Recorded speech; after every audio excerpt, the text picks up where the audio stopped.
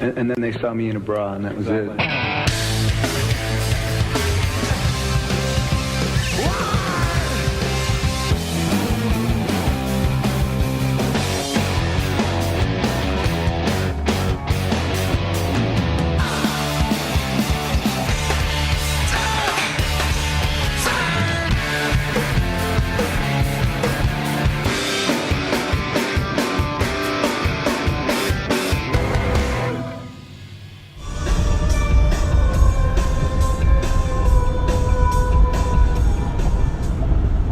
Ladies and gentlemen, boys and girls, sisters, brothers, fathers and mothers, hallelujah, hallelujah indeed. This is Jason Barker from Alberta, Canada, and I'm here to introduce the Single Podcast Theory, a reference for all things Pearl Jammery, a compendium, if you will, hosted by none other than the venerable, the maniacal, Brad Blazek and Brad Lyons, blasting through the airwaves of the universe. And don't let me get in the way. Proceed with transmission.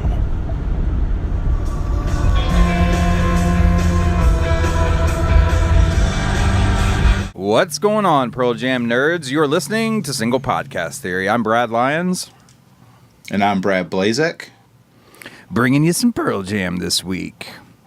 How you doing, bud? I'm good. Yeah? How are you? Dude, I had a really good run of shows since our last podcast out in, well, let's put it this way. So I was playing guitar for this solo artist out in Nashville named Elise Davis, who is awesome. I'm being serious, actually. I love playing her music. And Clint and her are kind of writing partners. I mean, she doesn't write everything with Clint, but I would say half of both of her records are her and Clint writing. So that's cool. And I just say that because I'm already a huge fan of Clint's songs anyway. She's a great songwriter. The only problem with this whole run, and her band, which I've gotten to be out with before, the other guys are super cool and awesome. So that was a lot of fun to get to see them again. Downside, it was all in Texas. Yeah. Fuck. Hot? Texas. Forever. Whoa. Uh-oh. We're going to get emails. That's fine. I love it's Texas. hot as balls. Really? You love Texas. I do. Tell me why it's you great. love Texas. I mean, it's just so big. You're just talking shit right now. You've never been to Texas. I have been to Texas. Where'd you go? Dallas. Boo. The DFA area. DFW. DF, yeah, that too. Dallas Fort Worth. Yeah. I think San Antonio? I don't know. San Antonio's I've been cool. to Texas. When I drove over the road, I had to go down there a few times. Oh, I got you. Yeah, I mean, I kind of feel like, I don't know, let's maybe take Austin and San Antonio, somehow lift them out of Texas, put it in another state, and then let's give the rest of Texas away. What do you think? Texas and Florida. I'm good. I'm down. You're down with that? Yeah. Okay, cool. Yeah, it was hot as ball sack. And like the first day we played it, and we were playing really cool venues too, but the first one was Stubbs Barbecue in Austin, like really well-known venue, been around forever. I've played tons of shows there. They do a lot of Austin City Limit shows at Stubbs, blah, blah, blah, blah, blah. But luckily... I've actually heard of Stubbs. Okay, cool. Luckily, we were playing the indoor room, not the outdoor room.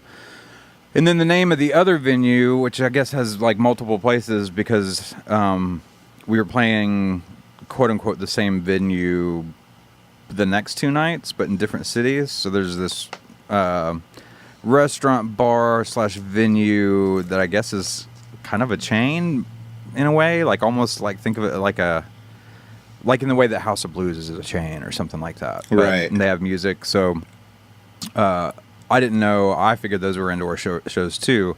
But even at Stubbs, like just from load in and sound check, I don't think I ever really stopped sweating before we started playing. And then by the end of the show, because I move around a lot, kind of can't help it. I don't know. I just can't stand on stage still and play or whatever. So I sweat anyway. And then the next 2 shows were even worse because they were outdoor shows. This is the kind of the shows where you have to like bring your backpack with an extra, at least an extra t-shirt. Yeah. Otherwise you're just walking around like you just got out of a water park. It was terrible. But the shows were a lot of fun. And Elise is awesome. And the guys in the band are awesome. But, and all that to say that I left San Antonio yesterday morning at 8 a.m. and got back to Birmingham at 3 a.m. this morning. So I was 19 hours in the van. And then a 3-hour drive from Nashville to Birmingham in my car. So I'm kind of brain dead. Yeah. Yeah, man. But that's what's been going on with me this last week. What's going on with you? Nice. Just the grind. Working that OT. Oh, you getting some OT? Yeah. Oh, yeah. Oh, yeah. Save up for these Chicago shows? Mm-hmm. Yes, dude. Cool. You can pay for some of my shit then, because I'm going to be broke as a joke. I'll buy you a hot dog. Yeah. I'll take hot dogs. I love hot dogs. Chicago style? Yes. Are you kidding me? All right, man, nothing like a good Chicago dog and a case of the runs, dude. That's like my favorite thing in the world. Minus the runs part, obviously. Well, I mean, tell me, something fun had to have happened this week. You had nothing fun happen? Let's keep this, let's rock this positive on this podcast. What was some fun this week? Well, I didn't expect it to take this long to answer, so let's move on. Sorry, dude. Something fun. You'll think of it by the end of the podcast. Nothing. No, nothing. I had zero fun this week. Zero fun. Okay, well, that's sad. Sorry. Do you find yourself having fun on a regular basis? Yeah, man. Oh, all right, cool. Yeah, that's awesome. I'm actually kind of being serious, man. A friend of mine went on tour, so that's pretty fun. For him. Your fun is vicariously, yes. Yeah, I was at work all day watching Instagram stories of my friend ordering food. Fucking that Jacob. Was fun. He's so stupid. He literally just put a story up of me ordering food. Right. It's like the most mundane thing in the world. What do I have that's good here? No, and not at all. I knew exactly what I was getting. I can tell you what I got right now. I got a grilled romaine salad, and it was delightful. So then I, in turn, just did a quick story of Jacob just talking about nothing exciting or important. Yeah. I think I did see that one. Yeah. Why are we talking about my Instagram stories? I don't know, dude. You're not even. Last week you were off of Instagram, and I'm back now off you're back again. on. Yeah, I just did it while I was on the road. Yeah, I deleted it when I got home. Extra time. I figured you had a little extra time on the road to do that. It's cool stuff. though, man. Like, the good thing about traveling with people that you like is that you actually. I mean, you do have time, but you end up just like everyone's just talking in the van. You know what I mean? Yeah. It's kind of cool. So I always go into those trips thinking like, oh, I'll have lots of van time or bus time or whatever it is to like do this and this, and it never happens. How did you guys travel? Giant van. And just hotels like every a 15 night? passenger van. Yeah. Yeah. Well, actually, what we did this, which is I actually like, we did. Oh my God, why are we talking about this so much? We did. What we were gone like 4 or 5 nights. We did Airbnbs for for most of it. That'd be cool. That'd be a fun time. I got to get off of this Lowe's bullshit. I need a cool job, a fun job. Fun job. Well, man, it's anyone out there it's got hiring? its minuses too. But I mean, the Airbnbs are cool. Just but like, when it's all minuses, that's fair enough. I'd trade. I'd trade some. Sure. Yeah. Well, I mean, Airbnbs are just cool because you can kind of like.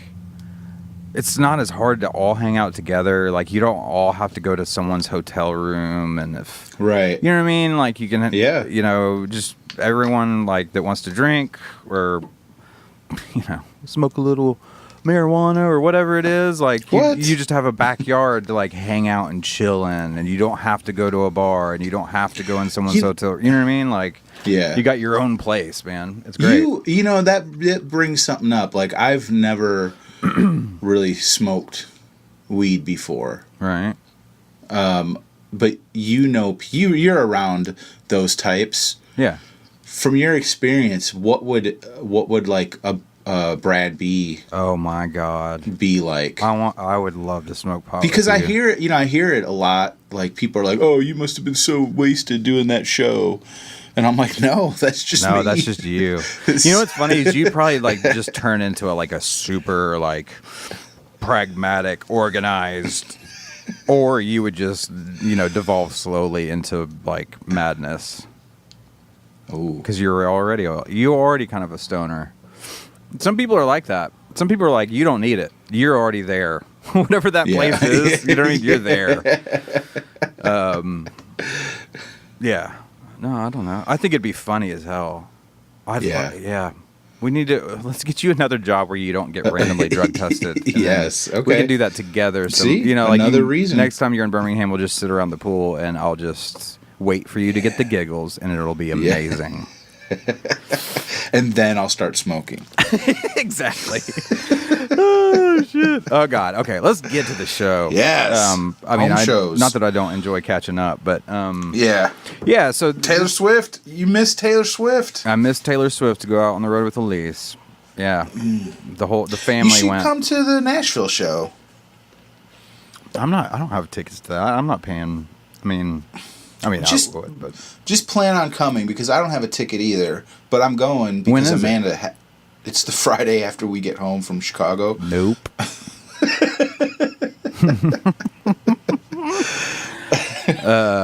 Send me Oh, pictures. speaking of, Yeah. I mean, you can cut this out if you want, but I don't know if you got my text about we're leaving Chicago on that Tuesday. Next Tuesday.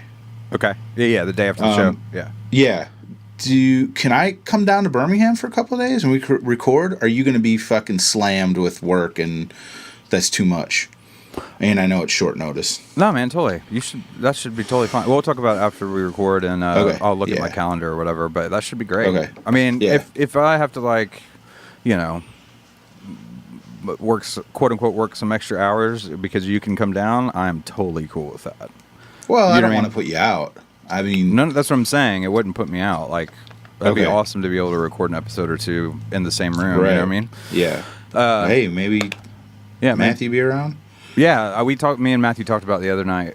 Okay, cool. So just so everyone knows, yeah, well, let's just say it because I keep forgetting to email some of our patrons, and I know some of our listeners are friends with certain patrons, and blah blah blah blah blah. But one of the reasons originally we were going to do our yield episode for episode 49, but it just didn't work out scheduling wise with everything that was going on, getting ready for the Chicago trip. I've been out of town.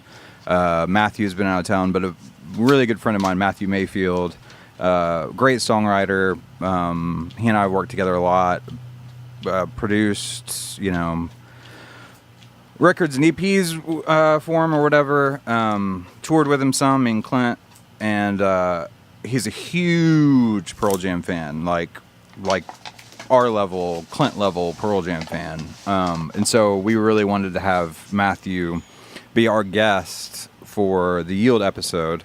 Because, obviously Clint's a huge Pearl Jam fan, and his favorite record was No Code, so that's why he was on the No Code episode. And Matthew is a huge fan, and his favorite record is Yield. So we wanted to have him as a guest on that show. So that's why we're not just being withholding the fact that we haven't done a Yield episode yet. We just really want to do that one with Matthew. So, between him releasing a record and recording a record and doing some touring and stuff, it's just been a little dicey getting the scheduling together. But that's what's going to be coming in the future. So, yeah.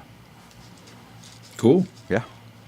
All right, let's move on into it then, I guess. Let's do some motherfucking emails. What you think?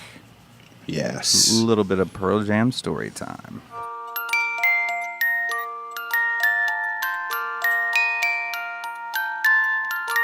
Good evening. This is Storytellers. We are here to tell stories. We just have friends up here that are listening to stories. Have I got a little story for you? This is the true story. All right, this week's story is my turn for story time. And this week's story comes from Reuben Hood. He says, what's going on, Blazing Lions? I stumbled across your pod while looking for something new and Pearl Jam related on Apple Podcasts and liked the look of your logo, so I dove in. God damn it all if you guys aren't good at what you do. And God damn you for turning me around on Backspacer and all but the last 3 songs on Lightning Bolt. You're welcome, Reuben. I've been on board with Pearl Jam ever since I saw the Black and White Oceans roaring at the beginning of the Alive video in 1991. I've been faithful ever since. The first opportunity I got to see them was at Soldier Field in 1995 with Bad Religion and Otis Rush opening. Hell yeah. The ticketing process was a complete clusterfuck. Phoning in for over an hour to not even get a busy signal, just a deadline.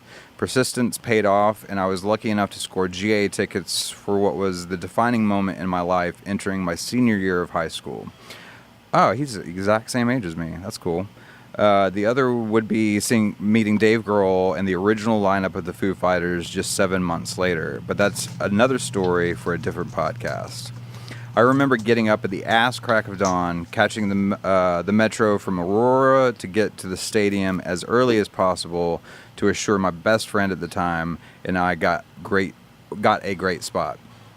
Being 17 at the time, we weren't. God, this is going to be rough. I'm so brain dead. I'm obviously having a hard time reading. Ugh. No, dude, you're good. You're being good. 17 at the time, we weren't smart enough to bring any. Like, I feel like someone's like, you know, when you have to go get dental work and they like numb your mouth and you're like your jaw and your lips don't work. That's what I feel like right now. Yeah. Being 17 at the time, we weren't smart enough to bring any essentials like water or food or sunscreen. So by showtime, we were a hot, sunburned, starving, dehydrated mess. But hey, we got on WFLD News for being there so early. We had the good fortune to see a blistering set by Bad Religion. Blad Religion. Yeah. Yes. Yeah. That's the new name. Fuck yeah. That's you're gonna start a Bad Religion cover band and call it Bad Religion. Yes, that'd be awesome. And Otis Rush was good as well, but nothing could have prepared me for what was awaiting me when PJ took the stage. The sun had set and the band had come out, backlit with red lights that changed to purple, then blue. Man, that's a good memory right there. When Eddie approached the mic, he could only be seen by a silhouette, and the only thing I could think to myself is, damn, he's throwing off such a Jim Morrison vibe right now. And I'm not a Doors fan. When the opening notes to Release started, I literally started crying. I get it, dude. I connect so much with that song, as I never really knew my father either. And to this day, even though I got to know him before he died, I still wonder, can you see me now? The rest of the show was Bottled Lightning. I'm so glad I have bootlegs of it on disc, digital, and vinyl. The covers were the highlight for me. Hearing Eddie belt out Everyday People and Let My Love Open the Door were therapy, and still are. That show led me to a love affair that has lasted me over 20 plus years now. I've been to 15 to 20 shows now, including the first night of the PJ20 Festival at Alpine Valley, which broke me down again with the surprise appearance of Chris Cornell and a Temple of the Dog reunion. They played the first 4 songs off the album in order. And the infamous Ice Bowl show, also at Alpine Valley on October 8th, 2000. I must admit, I got shitty with them in 2013 and 15 when I was shut out of getting tickets for Wrigley. Aside from Lollapalooza in 07 and a few one-off benefit shows, those were the only PJ shows I've missed in Chicago since 1995. But I'm excited to report that I'm going to the first night of Wrigley this year. If y'all are going to the show, I'd dig to meet up and possibly have you on my podcast. Oh, that's cool. you got yourself a podcast. I got to check that out. Anyway, keep up the good work. I've got many a story to tell and rankings to give. P.S. Jeff plays a 12-string bass on Jeremy. Peace, Reuben. That's cool, man. Reuben Hood. Reuben Hood is a good dude. This is from April. Yeah, but I've been talking to him lately. He is actually the dude with the kind of crazy mixed up extra ticket that he gave to his buddy, and his buddy's not going now. Cool. And Awesome. That's who this guy is. Yeah. So, well, and obviously we've talked about a lot since then. I probably should have just left it out of the email. I wasn't thinking, but he was saying if you guys are going to be there or whatever. Right. Hopefully, if you've been listening, he obviously knows that we are going to be there. Oh yeah, yeah. No, it's kind of cool. So I'm excited to meet all these people, man. Yeah. It worked out that we actually, he was next in line to read his email because, this is the dude that's got the extra ticket for us. So hell yeah. Yeah, Wrigley. Well, man, Reuben, thanks so much for writing in, dude. I'm glad we finally got to your story. Yeah, we'll definitely... Oh. Mm-hmm. Hey there, Release. Oh, name that tune. Within 1 second. I was right, wasn't I? Yes, you were. That was pretty good. Don't you ever doubt me, Brad B. If it wasn't the Newfound Glory robot song. Oh, right. That it usually is. Let's see here. We've got... And I just wanted to read...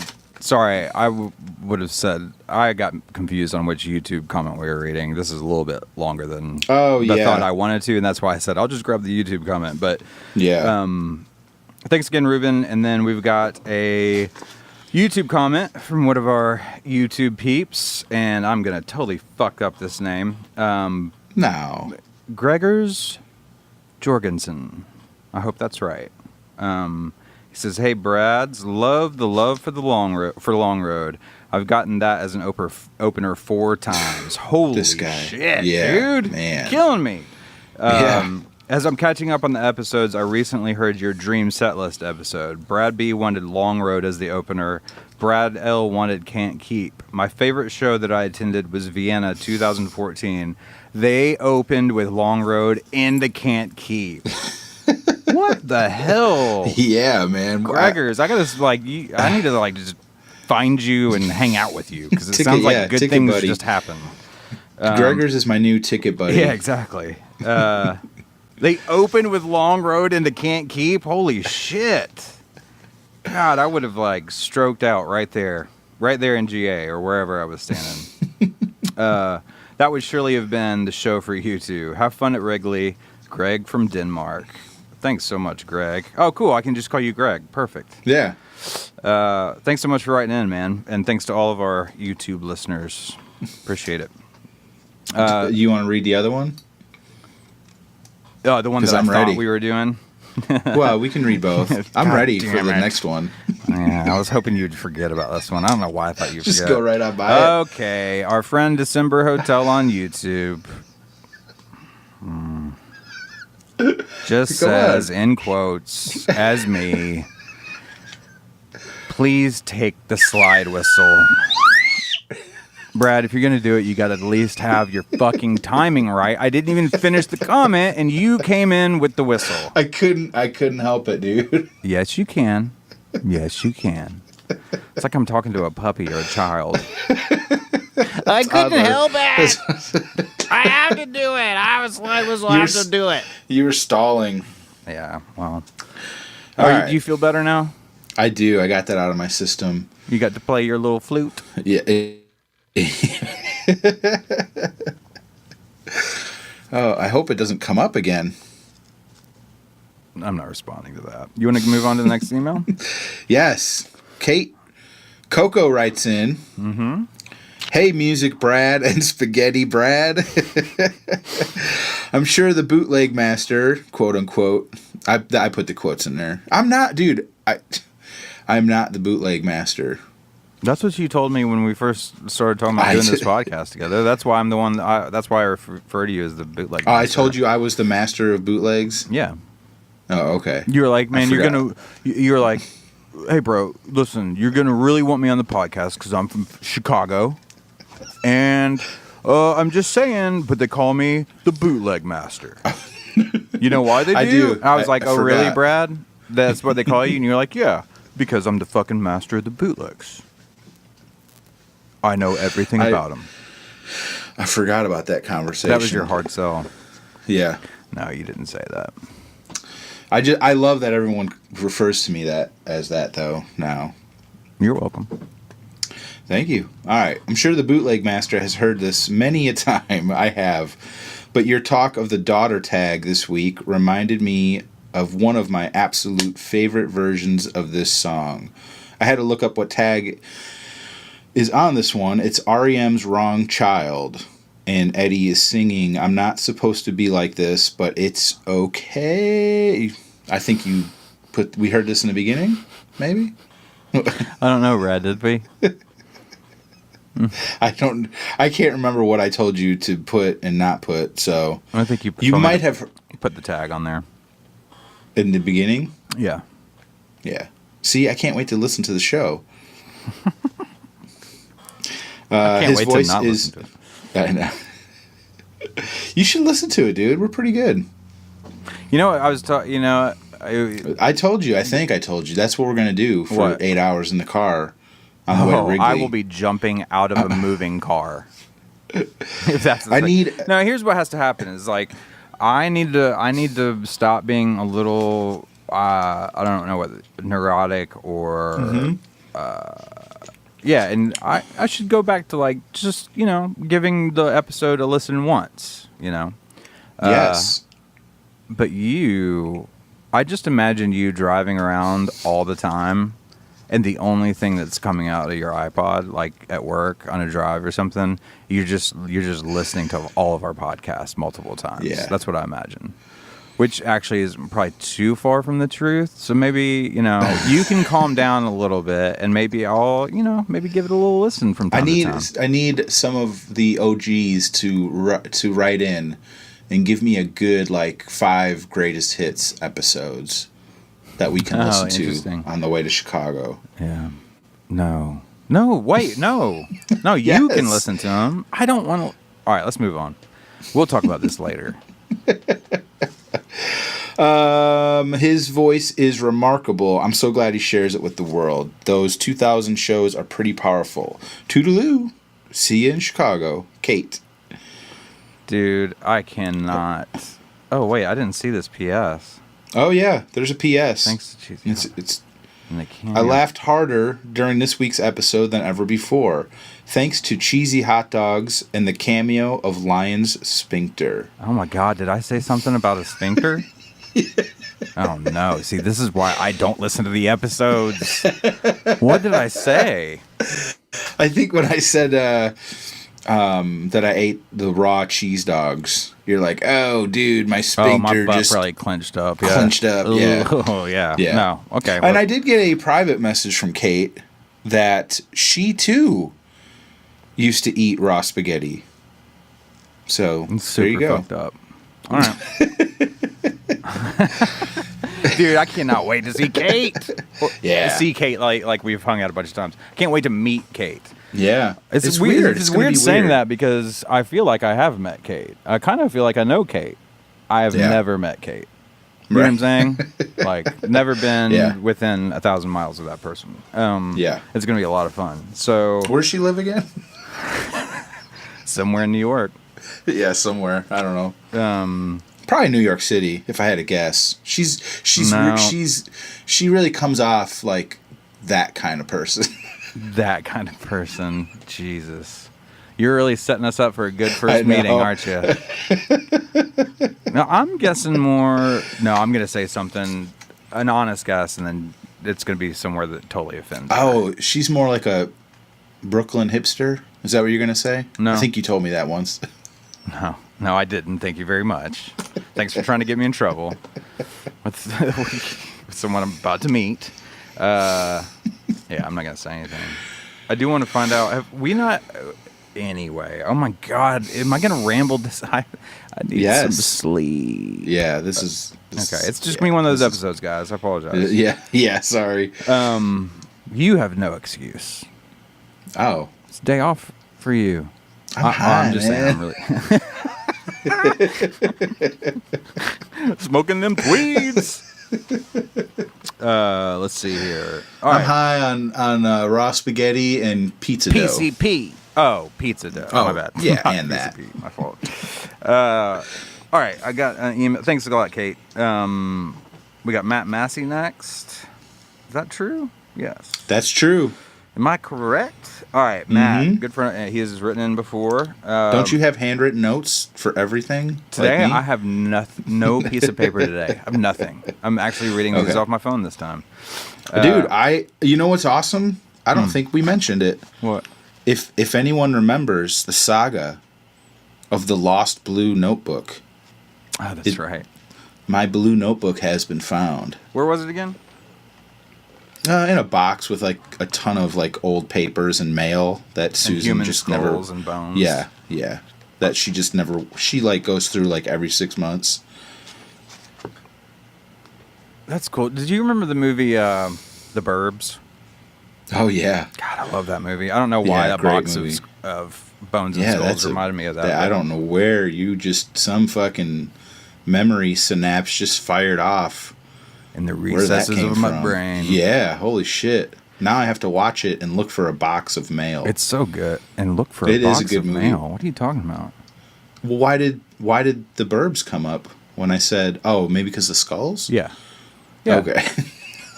Come on. So Come on, dumb. Blazik. So high. Bro, I'm not trying to harsh your mellow, man, but you gotta fucking calm down, man. All right, Matt Massey. We're just like shitting on everyone's emails. Sorry. All right, Matt Massey says, guys, glad to have you back and that BL is doing better. Thanks, bud. I'm not going to get too in-depth about Touring Band 2000, but I just wanted to say that I wore this DVD out in college. I was so excited to have an official, clean concert vid, since all I had before this were poorly shot boots on VHS. I never thought about that. That was true for me, too. I had that, like, 91 Chicago show on VHS. I think it was 91. Was it 91? I can't remember which one I had. Metro? It was Metro, yeah. Oh, wow, yeah. I had that on VHS. I had... God, now I can't even remember what other ones I had VHS. You know what? I didn't have any of the... I didn't really have any VHS. I had a bunch of, like, the bootleg CDs. Yeah, totally. The only one VHS I had was, like, 96 Bridge School. And it was, like, a dude that must have been, like, all the way in the back. And he recorded the screen... the video screen, like above the stage. Oh, gotcha. And it was so like, I mean, shitty. It was so shitty. Wow. So that was the only one I ever had. Yeah, I only had like 2 or 3, but every time I was in a city or something that had, or even we had like 2 decent bootleg stores at the time. Here in Birmingham, and one at Auburn, where I went to college, and I found a couple more VHS copies of shows before the whole DVD thing started happening. Yeah. It's just funny. I'd never thought about that before. That was my experience as well. Let's see. Where am I? Oh, watched it at way too high of a volume in my college apartment, too many times to remember. Loved the bonus featurettes with the unreleased instrumentals, too. Like both of you, I absolutely adore Long Road. Won the 10 Club ticket lottery back in Chicago. Back for Chicago 1 in 2009 and was first row right in front of Jeff. Seats, no GA. And they opened with Long Road. It was an incredible experience. I get goosebumps just remembering the entire night, but specifically this song. Anyway, I can't believe it's now less than 2 weeks away from Wrigley. I'll be there for night 1. Going to try and hit up Sluggers before the show on Saturday, so I hope to be able to say hi. Talk to you guys later, Matt Massey. Yeah, dude. Again, totally got to try and find a way to meet up. Yeah. at least say hi. So yeah, man, definitely. Thanks for writing. Sluggers is where the wish list pre-parties are taking place, so we're gonna try and be in there. And yeah, dude, 2 weeks, fucking 6 days. 6 days from right now when we're recording. So this would be 5 days from Monday. I'm just like, oh wait a minute, we leave on. Wait, when do we leave? This Friday, dude. This Friday. Oh my god, I've been. Are you fucking so ready? Out of town this whole summer. I can't believe it's already here. Holy shit. I know. That's what I mean. Like, forever, it's been like, oh, that show is in months. I know, That's right? in months. That's in months. 6 days. I know. 6 days. It's like, jacked up. Yeah. Are you ready for a 9-hour car ride with you? Slide Whistle Brad? Oh, dude, I'm bringing you the bring slide that whistle. motherfucker. No, yes. No. Not in the car. It's my car. My car, my rules. I'll drive. I don't care. You're still not using the. This is no, not. This I'll is drive not, my car. I will drive my car. Gotcha. No, you won't. That's stupid.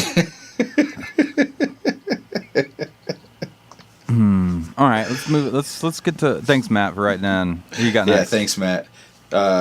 Can't wait to meet Matt. We got Mark Radland. Mark, Brad and Brad. First off, big fan of the podcast. It's refreshing to nerd out on Pearl Jam for a few hours a week. Great work. Thank you, Mark. Thanks, man. Second, I started writing for a website my buddies made recently. It's a metal-themed website, and I'm sort of their quote-unquote rock guy. Wrote an article recently on Stalking Seattle, which is a grunge tour in Seattle, where you drive around the city in a Dodge Caravan, looking at different hotspots throughout Seattle's storied music history. The tour caters quite well to Pearl Jam fans. Also, the tour guide Charity is amazing and knows the scene well.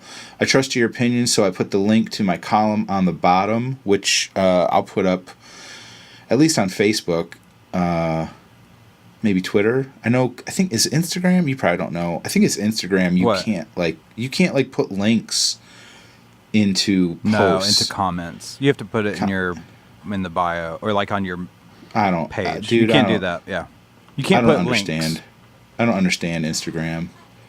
Well, I kind of like. It's a pain in the ass every once in a while, but that's one of the things I like about Instagram is that you can't clutter it with a bunch of fucking like, check out my thing. You know what I mean? Like, I don't know. It just kind of keeps it. It keeps it kind of streamlined and simple. Yeah, but you know what? I want to check out supermetalworld.com, keeping grunge alive. Why can't you? Because I can't put the link on Instagram. We'll talk about this afterwards. You want to run the Instagram account? No. That's what I thought. No, but all I'm saying is that all you have to do is just put it in a different spot and say link in bio. If you're wanting to share it. Is that what you're talking about? Wanting to share it? Yeah. I want people to be able to click on this link. That's all I want. Yeah, it just adds one more step to it. They just hit our name, go to our but if I did that for every link that I want people to see, our bio is just going to be like 100 different links. Oh, well, yeah, but that's not what Instagram is for. That's my point. You do that shit on Facebook, Twitter. Keep my Instagram pure. That's what I say, without all the bullshit. You don't agree. Moving on. I want our listeners to have the most information that they can have. Oh, good move, Brad, because I don't. You don't. Yeah. I want my Instagram to be perfect. Is that what I said? No clutter. That's exactly what you said. No That's clutter. not exactly what I said. You know what's funny about this situation is that when we get done, I can just go back and replay for you what I actually said. I hope you do. Here. I'll help you out. There. Now you know. This ain't no fake news bullshit on here. You know what I'm saying? This is SBT. Yeah, play it. Play it back. No. Well, I mean, I will, but not right now. Let's move on. Okay. I highly encourage your fans to check out Stalking Seattle if ever in Seattle. Keep up the great work. Yeah, Mark Radland. I read the article. It's fucking sounds awesome, dude. Yeah, I haven't looked at the article yet. I hate that we couldn't go to Seattle. There was so much cool shit going on. I know, man. And this is just one more thing. But yeah, supermetalworld.com. Well, is hopefully the name of the website. By the time they play Seattle again, yeah, we can get up there. we'll be a little bit more settled and being able to make stuff like that happen. You know what I mean? Yeah. Yeah, I got my fingers crossed for like a proper tour next year. Yeah, what I'm hoping is that they do these home shows. I think we've talked about this, right? Like, we're on the same page. Like, hopefully sometime within like a year and a half of these U.S. shows happening, there will be some sort of record, and then some more U.S. shows to support the record. That would be perfect. That would be awesome. Anyway. All right, cool. Thanks, Mark. Let's see what we got next. Ryan Smith. He's one of our... Speaking of Instagram, this is the same one. He's one of our Instagram buds. He says, "Hey guys, I love the recent episode on Touring Band 2000, especially the part about Kim Schafer signing the lyrics on Given to Fly. It's sad to know that the Pearl Jam community lost such a beautiful spirit. I love seeing Eddie interact with the fans. He always treats them with such respect and grace. The little addition of Blasey playing the side... Oh, God. The little addition of Blasey playing the slide whistle at the end was not only funny, but it made me come to a realization. He is a clown. So if Lions is music Brad, I think Blazik should be sideshow Brad. In parentheses, please, Brad B, for the love of all things decent, please do not, N-O-T, do not attempt to do a Kelsey Grammer impression. Keep on rocking in the free world and just breathe. Cheers, Ryan." Did you like... Cheers. See what he did there? Yeah, I do. I see it. I don't know if I could do a Kelsey Grammer impression. Did you ever watch Frasier? Yeah, I did. Did you... you liked it? Yeah, I mean, it's a funny show. Yeah. I mean, I wasn't, like, dialed in, like, every episode or anything, but definitely if it was on, it was like, oh, yeah, I'm going to watch this. But, yeah. I don't know. Niles. It sounded like you were, someone was trying to choke you out. That's how he talks. Oh, Niles, come over That here. is not at all how he talks. That sounds like someone having some sort of brain malfunction. Well, let's hear your Kelsey Grammer. I don't have one. Oh. We'll make this real quick. Don't have it. Doesn't exist. All right, well. Done. I got to say, the sideshow Brad. I like that. I love it. That's I love fucking it on so point. Much. Yeah. Simpsons, early Simpsons was the fucking bomb. Big fucking clown. That's Brad B. Don't you love my slide whistle? No. Why? Yeah. Why do you hate it so much? It's fun. I mean, it's. I know. I don't hate it. I'm just really afraid of it. Too much overuse. Yeah. Getting old. You got to keep it classy. That's me. Classy Brad. That was so out the window. Episode 1. Classy. What am I even saying? That's not even a funny joke. Yeah. I tried to be classy. And then I was just like, no, I got to be me. All right. Clown. Well, let's move on to the next one. Thanks, Ryan, for writing in. Yeah. John? Yeah. Is this John Farrar? It is John Farrar. John Farrar. Our he buddy, says, JF. Brad. Like Hail Hail. I like Can that. you sing it? Sing what? Sing Hail Hail, but use Brads are the holy ones. I just made us holy in that version. I don't know why. It just seemed to fit. What that was. Holy shit. That wasn't a good Eddie Vedder impression? I don't even know what you were obviously. singing. What song was that? Instead of Hail, hail, the lucky ones, I said, Brad are the holy... I don't know. What are you saying? The Holy One. I don't know why I said that. I don't either. I mean, and then you said it again. I was going to make up lyrics, and that's what came out. This episode's over. Let's just This isn't going to work. It's not you, it's me. I can't wait to hear this 5 times in a row this week. Oh, Brad. Enjoyed I can't wait this. to never experience it again. So let's keep moving. Oh, we're listening to it. Did we peak? Because last week's episode was pretty funny, and we got pretty good feedback on it. Oh, really? Last week was a funny episode? I think so, yeah. Cool. So this week is like the opposite. John says, enjoyed this episode despite nearly getting sick, hearing Brad V talk about eating raw cheese dogs and watching a Slipknot DVD. I don't know which is worse, honestly. God, I'm Sorry, so John. with you, John. I probably watched this DVD 25 times back when it came out. He's talking about Touring Band.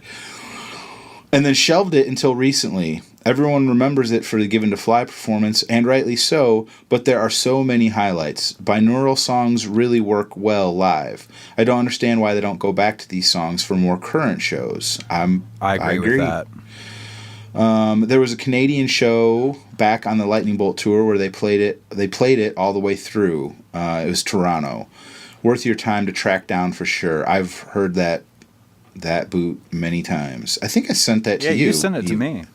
Did we? We didn't. No, we didn't. We didn't do a show on that, but we should. Totally, I'm down with it. Sorry, did I interrupt you? I really thought, I was like, I'm trying to quit smoking, and I bought one of those Juuls, and I was like, oh, okay, he's reading the email, I need to get this thing off the charger. I can like slide my chair over here real quick to the outlet, and it was like, hey Brad, answer this question. Talking to you. I'm like, oh God. Sorry. No, you're good. All right, I won't stop. Go ahead, smoke up, Johnny. No, I'm not. I love Leatherman. It was on the Given to Fly single. Yeah, we fucked that up. We heard from a few people about Leatherman because we were saying we couldn't remember what it was on. Oh, gotcha. But it was on the Given to Fly single. I'd like to know why it wasn't on Lost Dogs. Did they forget about it? I think Ed probably wanted to keep it hidden. Seems like something he would do. Yield era B-sides and outtakes were underrated. You, Leatherman, Happy When I'm Crying, Driftin', Strangest Tribe, etc. I'm with him, dude. I love You and Leatherman. Hell yeah. Those are, and I don't know why they're not on Lost Dogs. I guess I don't know. Another Lost Dogs. It's funny. I was just gonna say that'd be really cool, actually. If they stayed together long enough to have another Lost Dogs. Oh man, you know what I mean? Like a whole nother collection.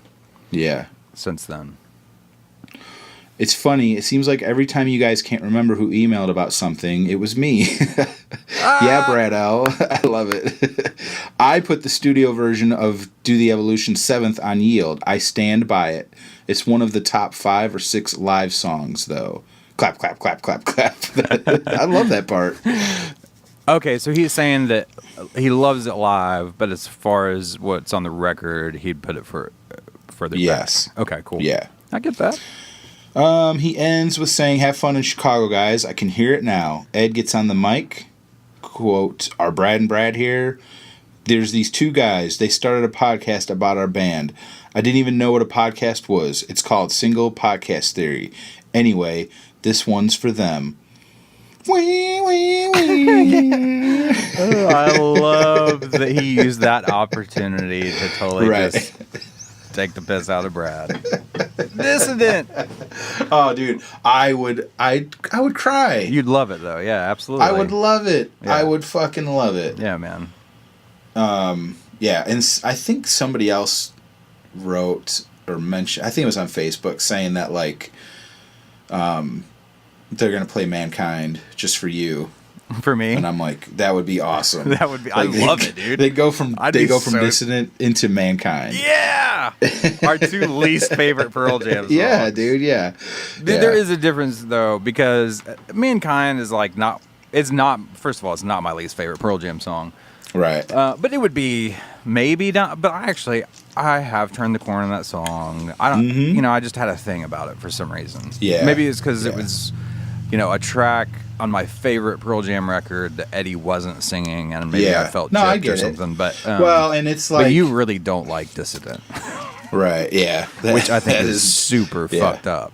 But a lot more people are on your side as far as Mankind goes than they are on mine, right? With Dissident, but I highly doubt these dudes even know about us. So I'm not worried about it. Yeah. But yeah, thank you, John. Actually, I'm going to address something that was at the end of his email. Might as well do it real quick. He's asking about, he's like, I get a t-shirt, right? Because John is one of our patrons that we're very thankful for. And he's like, I get a t-shirt, right? And maybe this was written before, I addressed this episode or two ago. But we do have the t-shirts in, but they came in like right before I left out on the road. So this week I'm going to be sending t-shirts out. So they are officially now going to be on their way, which I'm super psyched about. And I really appreciate everyone's patience while we dealt with what ended up being like 2.5 months of bullshit trying to get t-shirts. So yes, those are coming. And yeah, that's all I had to say. Who we got next? We got Bagel. Thanks again, John. The title of this email is Touring Band, What's Up, Doc? Want a Box of Spaghetti? Maybe one of the best subject headings we've gotten so far. I'm pretty sure Bagel also tweeted at us He did a GIF of Bugs Bunny chomping on a fucking carrot. Yeah. Love it. And someone else, it might have been him. There was a few. It was like a hamster eating spaghetti. Probably. like a rabbit. It was so funny. All right, here we go. He says, I can't keep track of your nicknames any longer, so I'm just going to call you Brad and Slide Whistle Guy. Sorry. A little burpee. Bummed that I will not be able to meet you out in Wrigleyville. My Pearl Jam adventures take me eastbound to Fenway Night 2. Enjoy. Can't wait to see the visual devastation laid down by the SBT Road Warriors. Yeah. Funny quick anecdote about touring band. I've never been a huge fan of music films. Let's face it, I was one of those annoying types on message boards in the late 90s and 2000s that would chastise people for not listening, in quotes, to the music. Oh, man. Bagel, you pretentious prick. Oh, no. Oh, God. So even when the release came out, I sort of barely watched it. But I dug it out maybe 6 months ago, and watching it in hindsight at this point, super enjoyable. The one thing I always liked about it was that they went with the raw, handheld 16mm, nothing fancy schmancy, like a slide whistle. Oh, when I scanned the email when it came in, I didn't see that part. Yeah. Oh, that really got me. All fancy schmancy. Yeah, man. I mean, he gets bonus points for using that term. I love it. Yeah. It's a great snapshot in time. Someday, hopefully, the band will either just cave in and release the 1995 Pearl Jam tour movie. I wish they would do that too. That's the Australian one, right? Yeah, it's like the quote unquote Vitology documentary. I think is how you search it on YouTube. Yeah, that thing is awesome. I think there's only like one place where it's posted or something, but yeah. You know what? I think it's on Vimeo. It's one of those. That's weird, what it is. It's Vimeo. It's not even YouTube. You can't find it. Yeah. Yeah. Blah blah blah blah. Where was I? Oh my God! I've lost my spot. Someday, hopefully, the band will either just cave in and release the 1995 Pearl Jam tour movie in better quality than the bootlegs that surfaced in the early 2000s, or perhaps someone in their camp will at least explain why it was scrapped as a project. Lots of similar vibes to touring band. Gotta go. Just dropped a coin on Vault 8 release. Oh, just dropped coin on Vault 8 release and the Newbury Comics reissue of the April 12th, 1994 Orpheum Theater show on vinyl. Whistles and thistles. He's in parentheses. He says, "I have no idea what that means." Bagel. I don't either, but I love it. Yeah, man. What was I about to say? Yeah, I was just gonna say that 95 doc that I guess is on Vimeo or whatever. I watched that a lot actually. I think it's if it could get like cleaned up and whatever and put out, I think it's killer, man. I love it. Yeah. It's really interesting. Some of that footage is in Pearl Jam 20, isn't it? A little bit, I think. Yeah. The only thing, actually, you know what? There is something that really bums me out about that one, though, is that I don't understand the reasoning for it, which is, like, you know, most of their tour stuff, and maybe this is like they got to a certain place in the editing of the film and then decided not to put it out or whatever it was, but, like, I think there's a few songs that get repeated. You know what I'm saying? I'll have to go back and watch it again, but I don't or maybe know. I just saw like a weird version of it or something. But yeah, I feel like there was a couple songs where it was like they already played that one. I don't want to see that that one again. that's real shaky. And then there's a version. Well, I mean, there's a lot of handheld stuff that's like in between songs and stuff. I think someone went and put it through a like stabilizer. Oh, really? Have you ever seen that? Yeah, it's the picture is stable, but like the black bars on the sides and the top, now they like shake like crazy. It's really a weird thing. Interesting. Well, but anyway, it's cool though. I mean, Eddie with his wig. Yeah. In that on that video. Yeah. Sitting on the toilet, smoking a joint in like, you know, Shanghai or something. I don't remember where they were exactly, but yeah, it's crazy. I love it. Thanks, Bagel. Yeah, we got one too more. bad we're not going to see him. I know, dude. Well, it'll happen at some point. Yeah, we'll figure it out. All right, we got one more left. Randy. This is an interesting one. I don't know if you looked at this one before the show, but he's got a little challenge for us. Okay, cool. Randy says, "Hey, Sideshow Brad and Bleeding Gums Brad." I'm so glad I got the gross one. I love it. Yeah. If Brad B gets to be Sideshow because of the slide whistle, then Brad L can't just be Music Brad. So he gets a Simpsons reference too, which in turn is also a music reference. Perfect, dude. Hell yeah. Bleeding I can't even say it. Bleeding Gums Lions. Easy for you to say. Yeah. The Seattle shows this week were awesome, especially Friday night's marathon. I'm on the East Coast, so I was up until 3 a.m. in bed listening. With my fiance asleep next to me, I had to resist all my joy and excitement that would have led to a holy shit when Kim Thale and Mudhoney came out to play Search and Destroy, one of my favorite rock-out tunes ever. I don't know how often the band will go back to it on their own, but all I have to say is that Friday's crowd in Seattle was a lucky, lucky bunch. Yeah, dude. I mean, we'll get into it here in a minute, but yeah, Search and Destroy, that was pretty fucking awesome.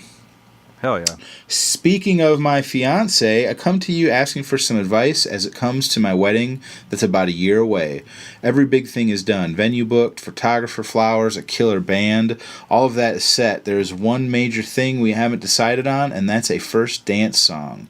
Some options we've thrown around have included Sirens, but she says you can't really dance to it.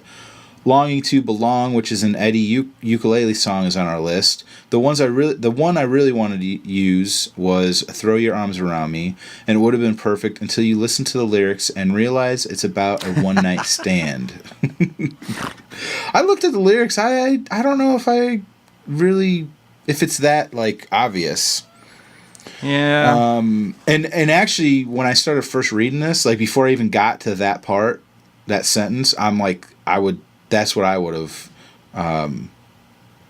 recommended. Yeah. Is it a little too close to, like, you know, people using, like, Every Breath You Take or something like that? You know what I'm saying? Mm-hmm. I know it's not that obvious or whatever, but yeah, I don't know. Well, the reason I would pick that one is just for, like, personal reasons, because when I was at Wrigley last time, I think it was night 2, but Eddie started telling a story about that he got an email from some girl and she surprised her soldier husband with tickets to the show, and he got them up on stage and they sat down like on the side of the stage, and Eddie started playing Throw Your Arms Around Me for them. I gotcha. That's cool. And but within like the first or second verse, the soldier, like got down on his knee and proposed to her. Boom. And I was just like, oh, I love you, Susan.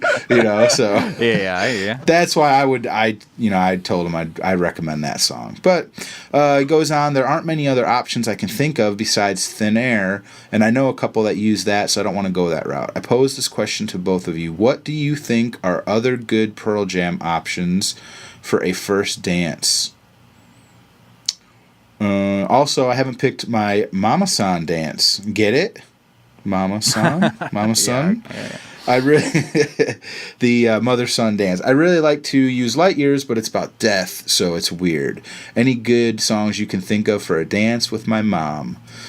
I know you guys like a challenge, so I appreciate you being up to the test. You want to go through this real quick before we get to the next part of his email? Yeah. You got any songs you Well, would recommend? I'd have to think through the lyrics, but the first Yeah. song that came to me was actually "Come Back." Oh, yeah, that'd be good. It'd be good, like a slow dance kind of waltz. You know what I mean? Yeah. It's that, like I said before, like that kind of Otis Redding in 3 waltz kind of slow, be easy to slow dance to, Yeah.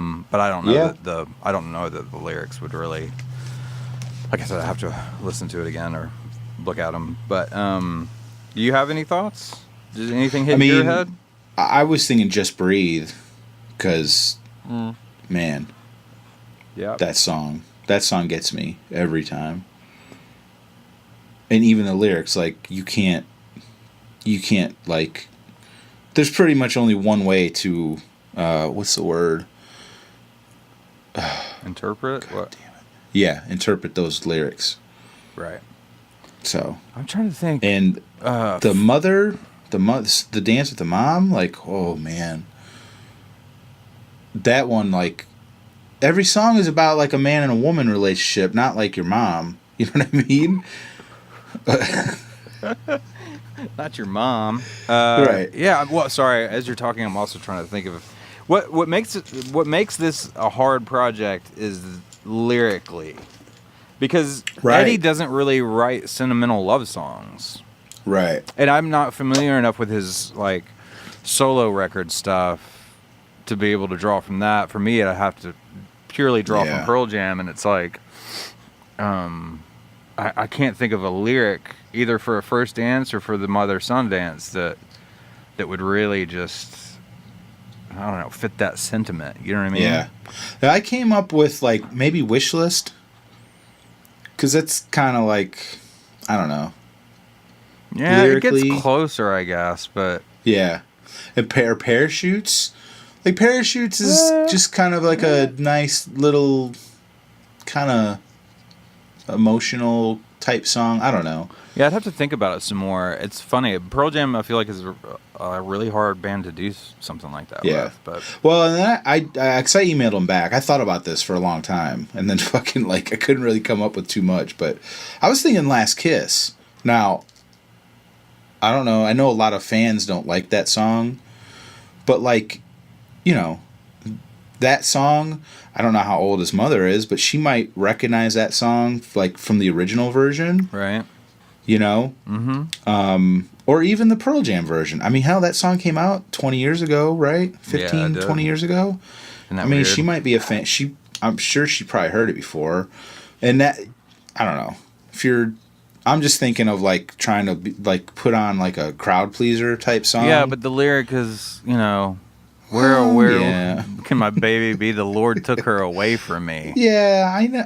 Look. Boo. That doesn't work. Okay. Well, then play dance. That's what I'm dance. saying is like all the lyrics. That's what throw like. How about Alive? I mean, Black is a great like slower kind of thing, but you're not gonna fucking. That's a heartbreaker. Yeah. I Yeah. can't wait to spend the rest of my life with you. I'm so sad. Yeah. I don't know. No, I'll I know. have to think about it some more. That's a good challenge. I'll have to think about that. Just whatever you do not dance to Better Man. No. Because, or alive. What are you talking about? Especially not the mother. That was okay. That was a joke. Good. Yes. I was like, I'm Brad, glad you got it. you might need to think that one out a little bit more. Cool. Yeah. Is that the end of the... What's that? Oh, nothing. I couldn't tell. I didn't remember if that was the end of the email.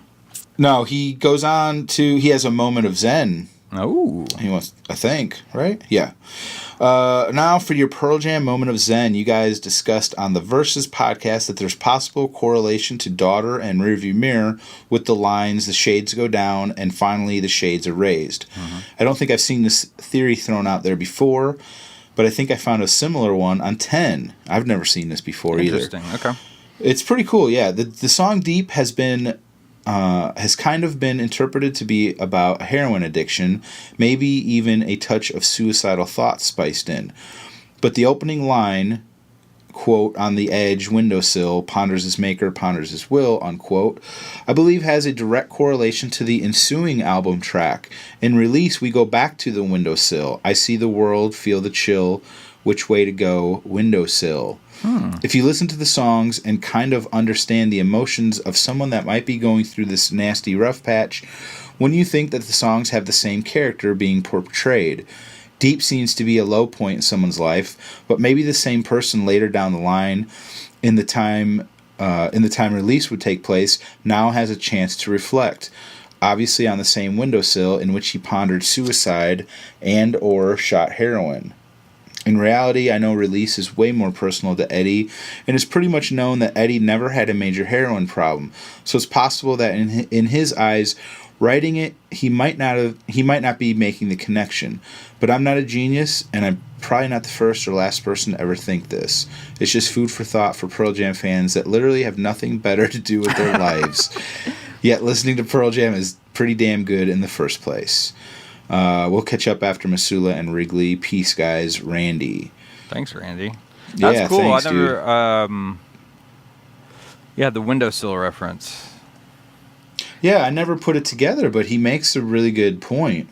You know, it is funny though that in a way, every time I listen to those songs, because those are two of my favorite songs off of 10, both of those, Deep and Release. Whenever he's saying windowsill, attached, like my bedroom growing up and in high school, I could open the window. I was upstairs, and fancy, and it opened up to part of our roof that I could sit on.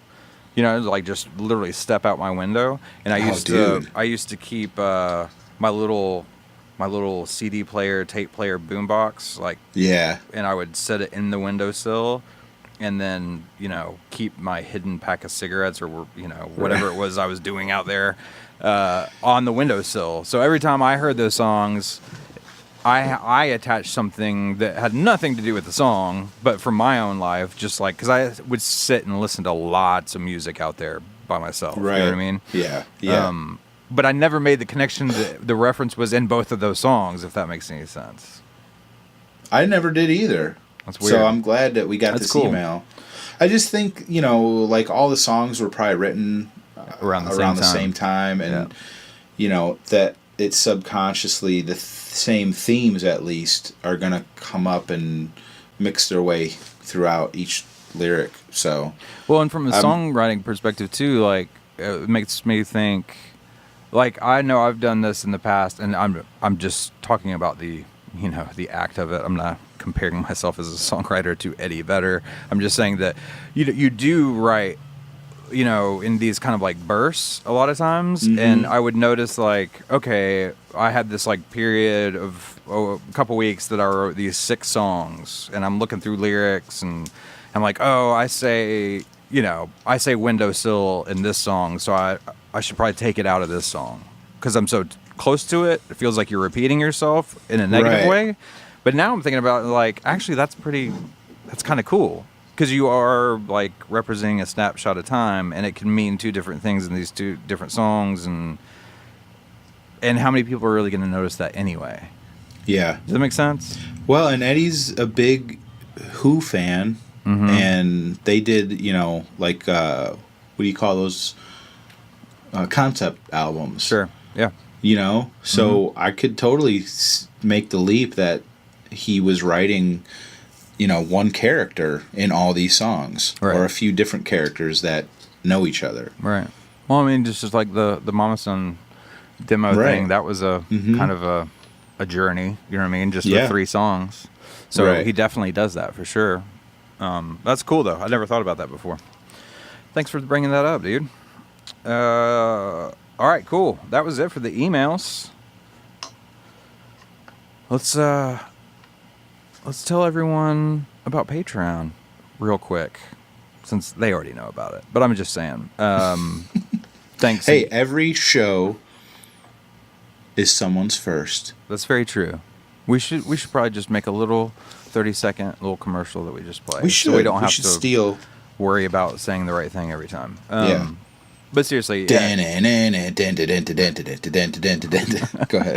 We consider anyone that listens to this show a supporter of the show, first of all.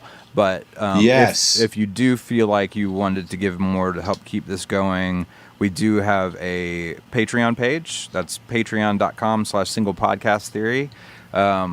We've again, thanks for all the patience with the people that are patrons right now, as we kind of learn how to do this and get things going. But we're in a good spot now. We got our t-shirts, all that kind of stuff. So if you want to check out different incentives, you can do that at the Patreon website.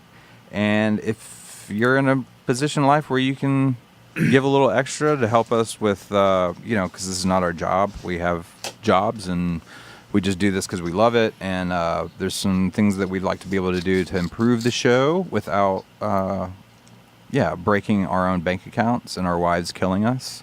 So any little bit of support or a lot of support would help as well. So thanks to everyone. But, what? You just yelled "but" in my ears. Sorry, but I was gonna say, if you can't, don't worry about it.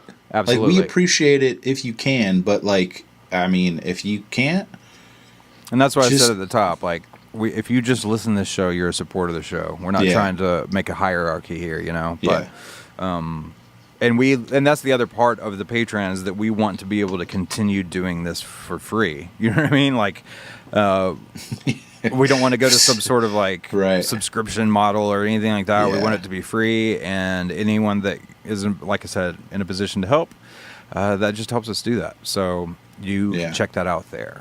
That's all we'll say about that. By MeUndies. MeUndies.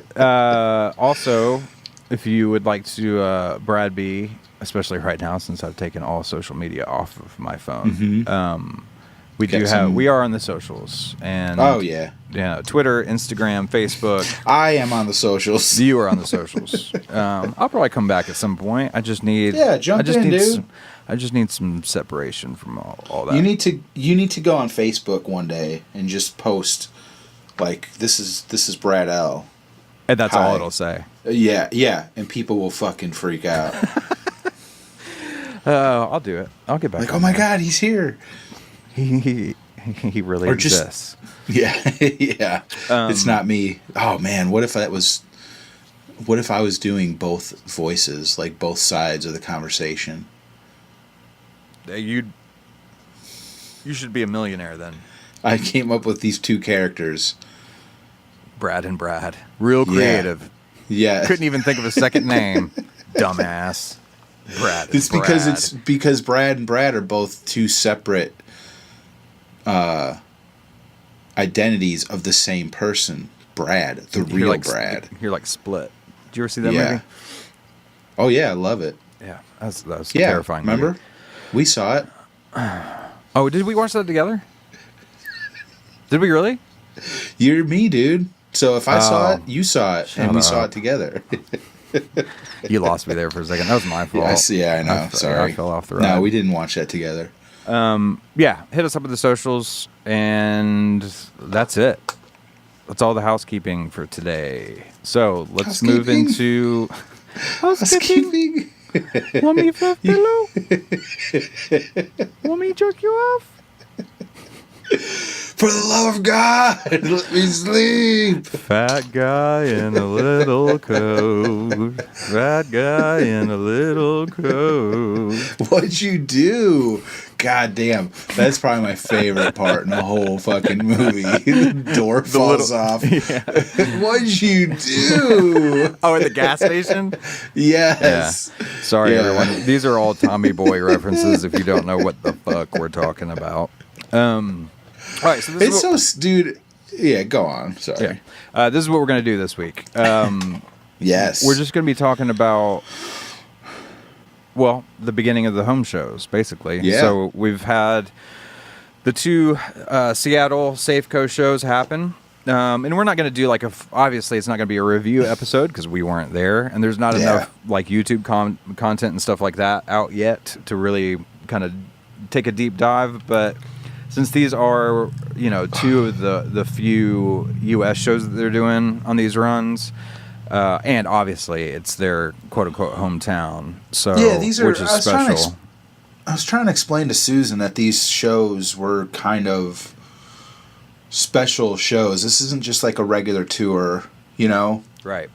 It was kind of a bigger deal than, we're just playing some shows. Yeah. Sorry, I thought we just stopped recording. Sorry, that's why I was quiet for a second. No, we're good. We're good. Okay, good. I thought I kind of cut you off. I didn't mean to. Yeah, you did, but we'll talk about that later. It's fun. Okay. Oh God. When I give We're you not your going to Chicago. lashings after the episode's over, We're not going to Chicago like every now. week. I know. You're like, fuck it. No, well, you can come with me, but you just have to stay in the car. I'll bring you dog food and water. That's all you get the whole time. Ooh, dog food. I never And ate I'll dog eat food. Chicago pizza right in front of you. You fucker. I just stick it You- right you under your missed it. nose and let you smell it. Yeah. And then a Chicago dog. Yeah. Now piss all over the seat like a puppy. What would really piss you off? A little deep dish? Is that what you like? You want me to bring some Chicago deep dish? Yeah. What's your jam?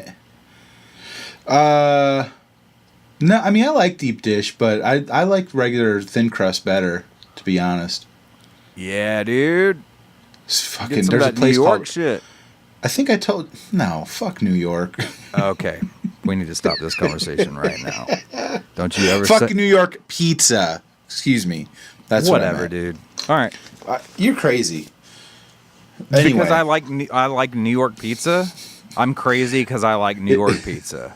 Well, I'm in You pretty should- good company then, because Look, there's there's millions more- of there's- people that love New York pizza. There is more than just deep dish pizza in Chicago. Okay.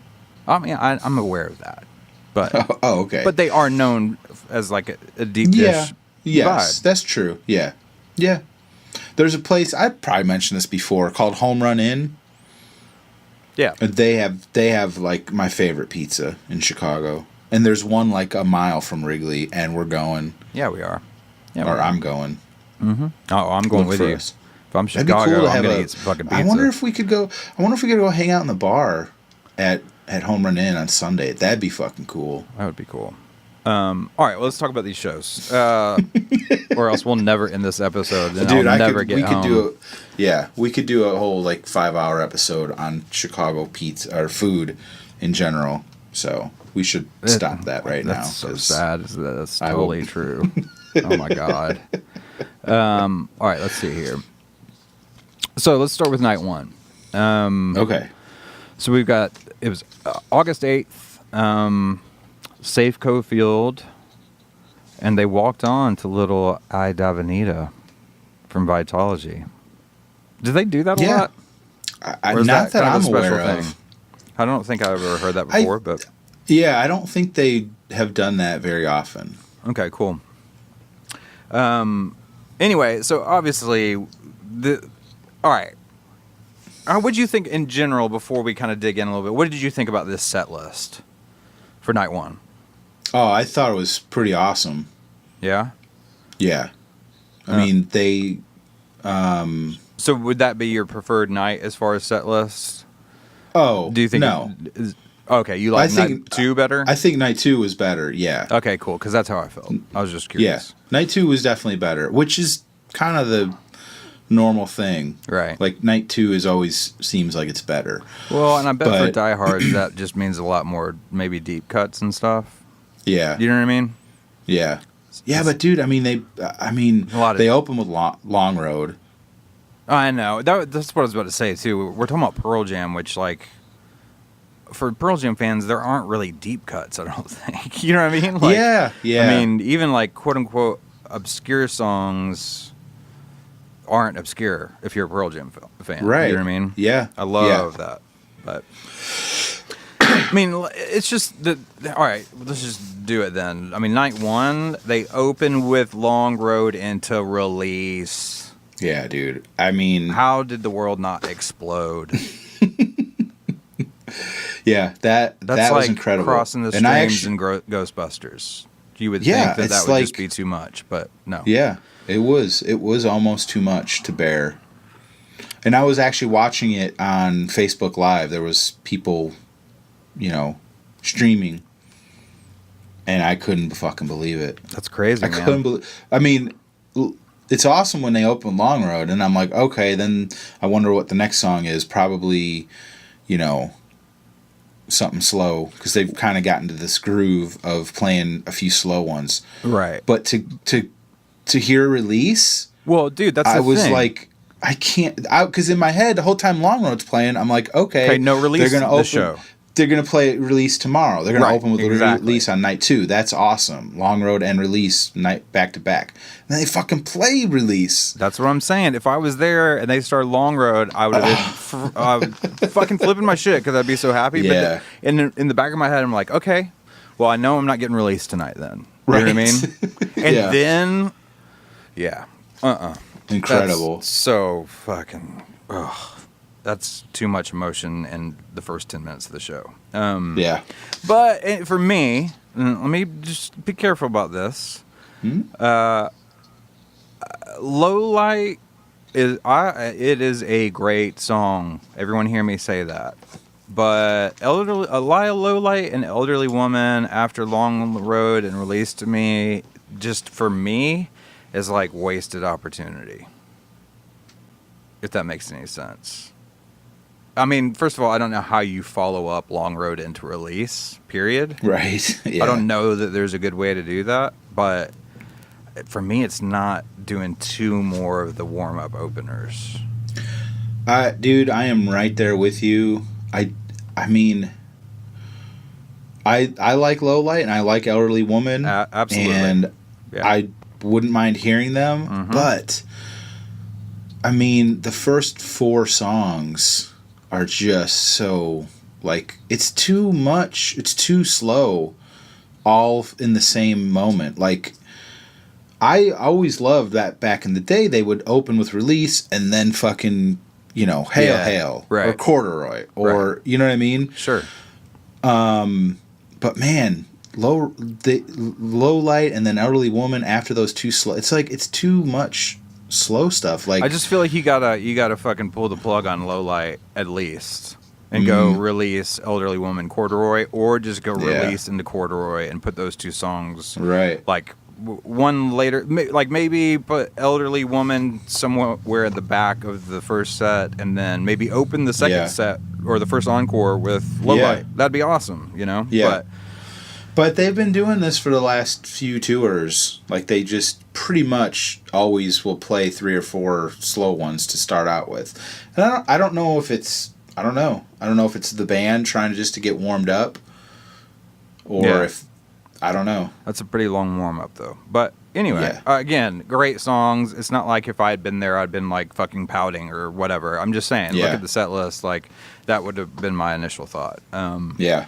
But then, Yeah, dude, if I'm there, I'm singing along to every word. I'm getting into it. Sure. So, Yep.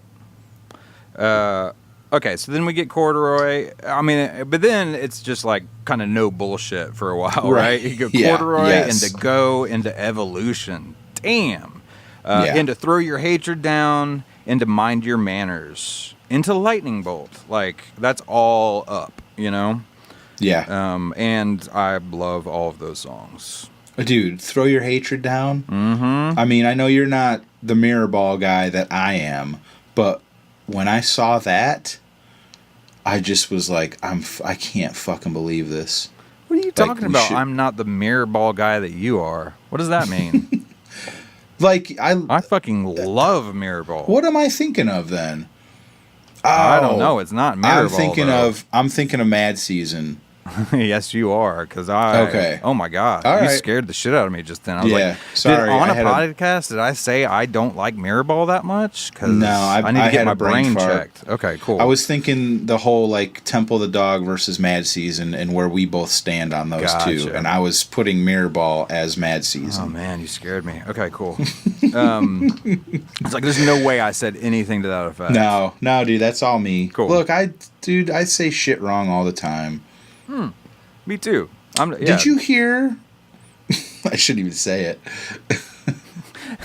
But you're gonna. Yeah. Did you hear Paul Moak chopped all his dreads off? Brad. Yes. You liar. Did you hear Brad Lyons does not like Mirrorball? I know, exactly. Did you... Did you hear that Brad Lyons likes to give blowjobs to hobos for pocket change behind the dumpster of an Arby's? Did you hear that? It's got to be true. That actually, I have heard. Oh, God.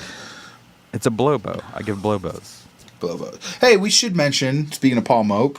What? You were on Metal Up Your Podcast last week. I was, yes. It was fun.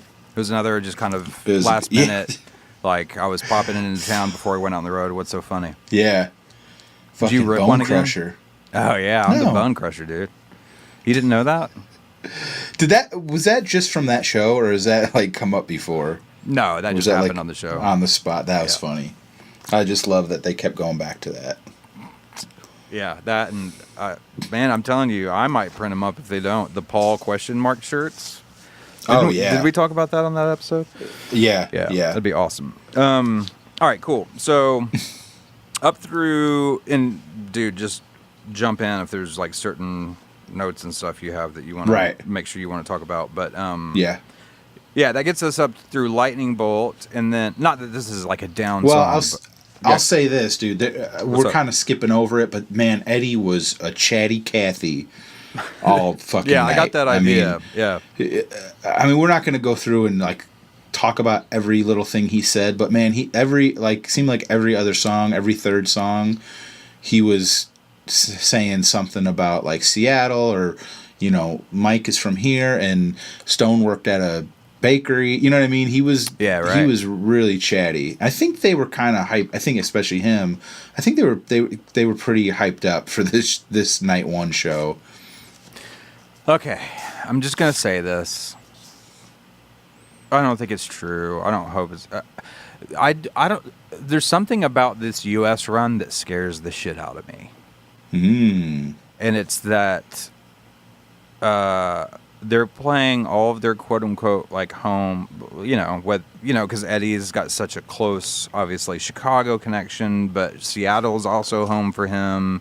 And they're going to Jeff's place, and they're doing the Boston shows. But she's like, oh God, please don't tell me that I have just this weird paranoid fear that they're just playing the home shows to say goodbye. No, dude. I know it's not happening. I feel like I had to get that out. I do have moments where I'm like, oh God, this is too. It's one of those things where it's in your head, it sounds so real, and then you say it, and it sounds loud, and it sounds crazy. Ridiculous. Absolutely. Yeah. That's what's happening right here. Because there's no way these dudes are ready to call it quits. No, I know they're not. It's just, I don't know. I've thought about that a couple times. It freaks me out. Anyway, let's see. Where are we? Okay. Lightning Bolt? Given to Fly? Given to Fly. Yeah, which is not a down song, but it's definitely like a mid-tempo groove kind of thing or whatever. I do like having some of these notes that you sent in or whatever. Ed made like the dad joke or something. Oh, yeah. That was the other thing. He made like a bad joke, but then he was like, "Have you heard the president talk?" And kind of laughs or whatever. Yeah. Well, people groaned because he said that Stone worked in a bakery. So by the time he made more dough than any of us. And dude, you could hear like an audible like from the crowd. And Eddie, the best part was Eddie was like, fuck you. Yeah, exactly. And like flipped off the crowd. But I do like that it says that he ends the bit or whatever by saying that Stone had bought some guitars that Eddie's really grateful for, and he said, talking about Stone, I guess, he said, "You completely changed my life." And it's just cool seeing that because, you know, I, of course, I go into like paranoid mode, and I've made comments or whatever that just Stone seems a little checked out sometimes. But it's probably just that, man, he's fucking, not that this is old, but like he's in his 50s and he's been doing this forever and he's having fun, but he doesn't have to prove anything to anyone anymore. He doesn't have to fucking jump around and, you know, do the Stone shuffle or whatever. But it's just always nice to hear Eddie and Stone say nice things about each other. Because I wonder if there's still tension in the band, if there might be some between the two of them. Or maybe none at all. Man, I have no proof to think that. In my head. Anyway, so I think that was a cool moment. What else was there? Lightning bolt, dude. Fucking Given to Fly, and then all those yesterdays. That really popped out to me when I scanned through the set list for the first time when it started getting posted online. Thought that was really cool. I'd love to see that. All song those live. Yesterdays. Yeah. Yeah, dude, it doesn't seem like that's a song they play very much. But it's a great fucking song. Yeah, it was cool to hear it. Mm-hmm. But not... Go ahead. Well, I was just going to say... Well, were you going to talk about that song some more? No. I was going to move on the next part. Yeah. You want to grab that one? Sure.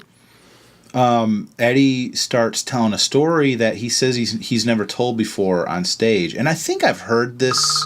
before. Oh, you. Sorry. You. My God. I think I've heard him. He must have talked about it at one point, but I don't think he's ever gone into detail as he did this much on stage the other night. But this is a new story for me. Okay. Well, I'd never heard this before. I think I've just heard one part of it, but not the whole thing. But he starts talking about how he was hanging around the rehearsal warehouse, very early on, and he met a homeless vet who was also named Eddie. Mm-hmm. And Ed would buy him like sandwiches and talk to him, and they went on tour, the European tour, and when he came back, that he wasn't like living outside the rehearsal place anymore. Mm-hmm. So Eddie kind of like went and found him. He was living under a bridge. And he was relieved to meet the guy, or to find him, because he thought he had lost him, Right. And it's just, I don't know, dude. It gives you, like, most people, I'm guilty of it, but like you see homeless people and you're just kind of like, you just don't want to even look. You know what I mean?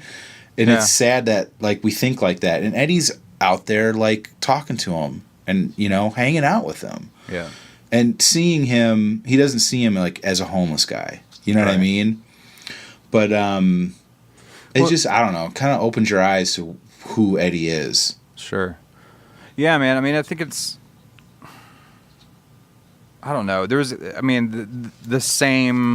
Almost the same exact thing happened to me and actually my friend Matthew that I was talking about earlier. Yeah, there's this, a buddy of ours opened a bar down in this area called Lakeview downtown, and so your buddy owes a bar. If you're gonna go to a drink, go to your buddy's bar or whatever. So we were hanging out there a lot, and we were standing outside smoking one night, and this guy, homeless guy, came up, and pretty normal for downtown Birmingham, depending on what time of night you're out or whatever, and he was just asking for a cigarette, and I was like, yeah, man. And he just automatically was just doing the the thing people do when they've been dehumanized. You know what I mean? Like, he's just like, I'm so sorry, man. I don't want anything. I just wanted to see if I could get a cigarette. I'm like, hey, dude, He's like, I know, I'm just this homeless bum, blah, blah, blah, blah, blah. I was like, whoa, slow your roll, dude. First of all, here's a cigarette. Do you need a light? Lit a cigarette. I was like, we were just like staying.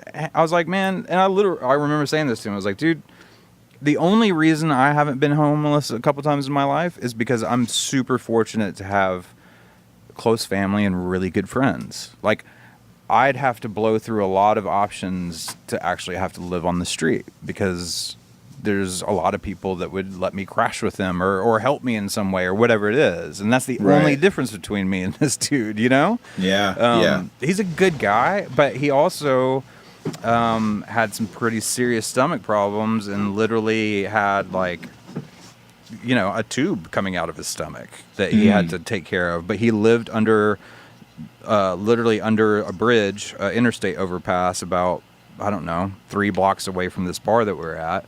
Yeah. And we kept in touch with him, and he would start hanging out some more. And I remember we had one of Matthew's birthday parties there, and he basically came to the birthday party. You know what I mean? Wow. And it was just one of those things where, and I don't say this like, oh, look at me and my friends and what good people we are. I'm just saying it's so uncannily the same as this story. Yeah. And I remember him saying to us, like, you guys don't understand, like, I feel like a human being. Wow. For the first time in a really long time, because he's being treated like a real human being and not just like ignored or whatever. He was a veteran as well, if I remember right. That could be wrong. I think he was. But anyway, he and like Matthew a couple of times, like, it was hard for him to afford some of the stuff he needed to keep like that tube and stuff cleaned. And I mean, you think about, you're living under a fucking bridge, and you've got, you're so susceptible to infection and blah, blah, blah. So, I mean, a couple times, I think Matthew bought whatever it was he was out of, and just, he wasn't even there at the time, we knew where he lived, and so just dropped the bag off for him, you know what I mean?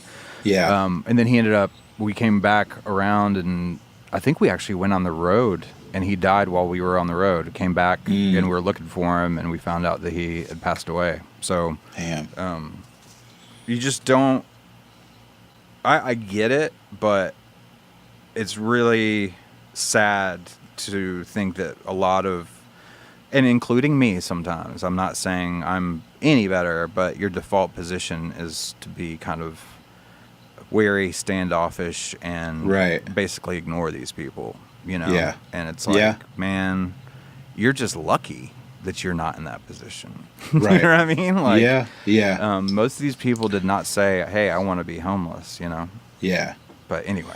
Yeah, when I lived in Florida, there's a lot of homeless people in Florida, Mm-hmm. And, I would try. If I had a couple extra bucks on me, I would give it to them, because there was a few different gas stations I'd go to, and that was like, there always seemed like there was a homeless guy at the gas station. Yeah. Mm-hmm. And I'd be like, here, this is all I got, $2 or $5, you know what I mean? Yeah.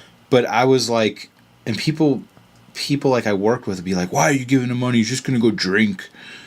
And I'm like, I don't care. Like, whatever helps him get to the next day. Yeah. Yeah.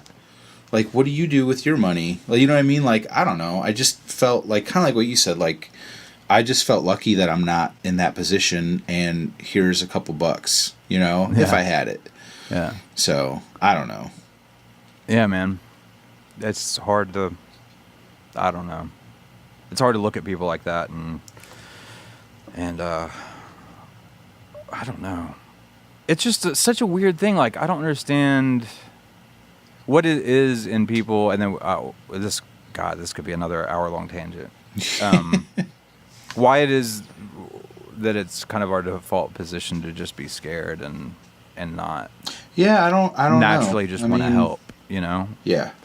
And then sometimes it's dangerous. I mean, I used to like in Nashville, I'd like pick people up and like take them to go get food, right? Right. Until one of them got real scary real quick. Yeah. And I was like, okay, it's not worth it. I mean, Yeah. you know what I'm saying? Like, I don't want to end up Yeah. chopped up in someone's basement. Right. You know? Anyway, so on that happy, weird note, let's move on to the next. Well, Oh, I don't even think we know. story, Yeah. Basically, he's the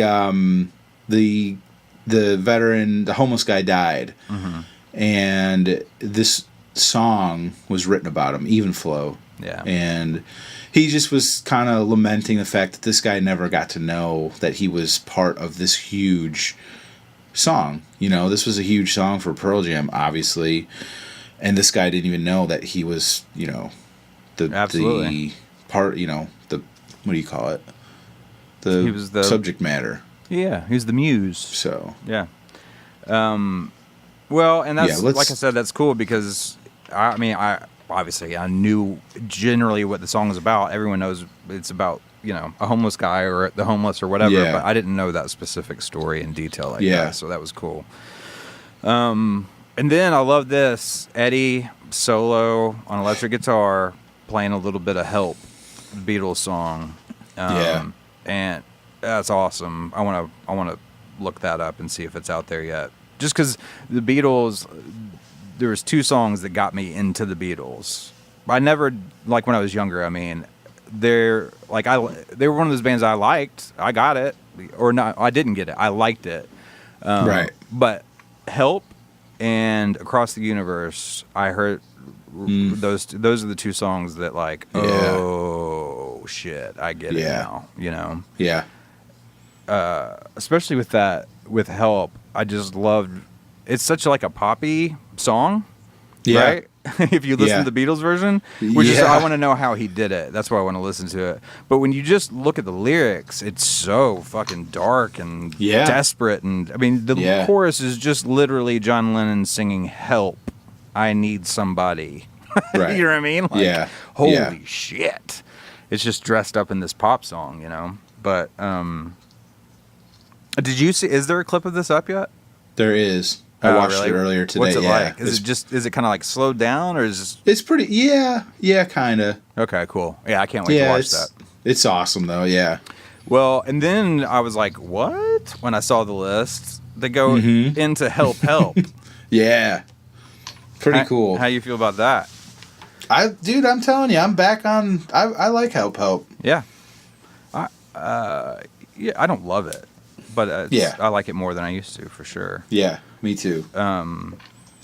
That's one of those, it's like, oh, it's so cool that I got that in my set list just because of what it is, but I don't really like the song. Right. You know what I mean? I don't know if it's worth it or not to have that obscure song on there, but so they move into Black. Let's see here. Setting Forth. I'm a Patriot. And that's how they end the first set. The Porch. Oh, sorry. Oh, Porch. I missed that. You're right. Yeah. Anything about those? Before Setting Forth, another dad joke is that I'm assuming that Eddie's mother's name is Sandy because he makes a joke and he says that the next guy is from Big Sandy, which is where Jeff is from. But he says like Big Sandy is not his mom's nickname. I'm just like, oh, Eddie. Man. Oh, Eddie. But he's got 2 like preteen daughters, and I've got a daughter that's in her teen years, and like there's nothing better than telling an awful dad joke to a 14-year-old girl. God, I hope that doesn't and hearing happen them to me. just groan. It's so gonna happen to me when Aiden's a teenager. Oh, it's the best, dude. Yeah. So. But he said, he's talking about Jeff coming from a small town in Montana, and that when he moved to Seattle, he met a guy named Andy Wood, and that was a life changer. So they played Setting Forth. That's cool. All right, well, let's move into Encore number 1. Yeah. Oh God, it's hard reading these. Okay, so oh man, that was so cool. So he does the "We Are Gonna Be Friends," the Jack White song.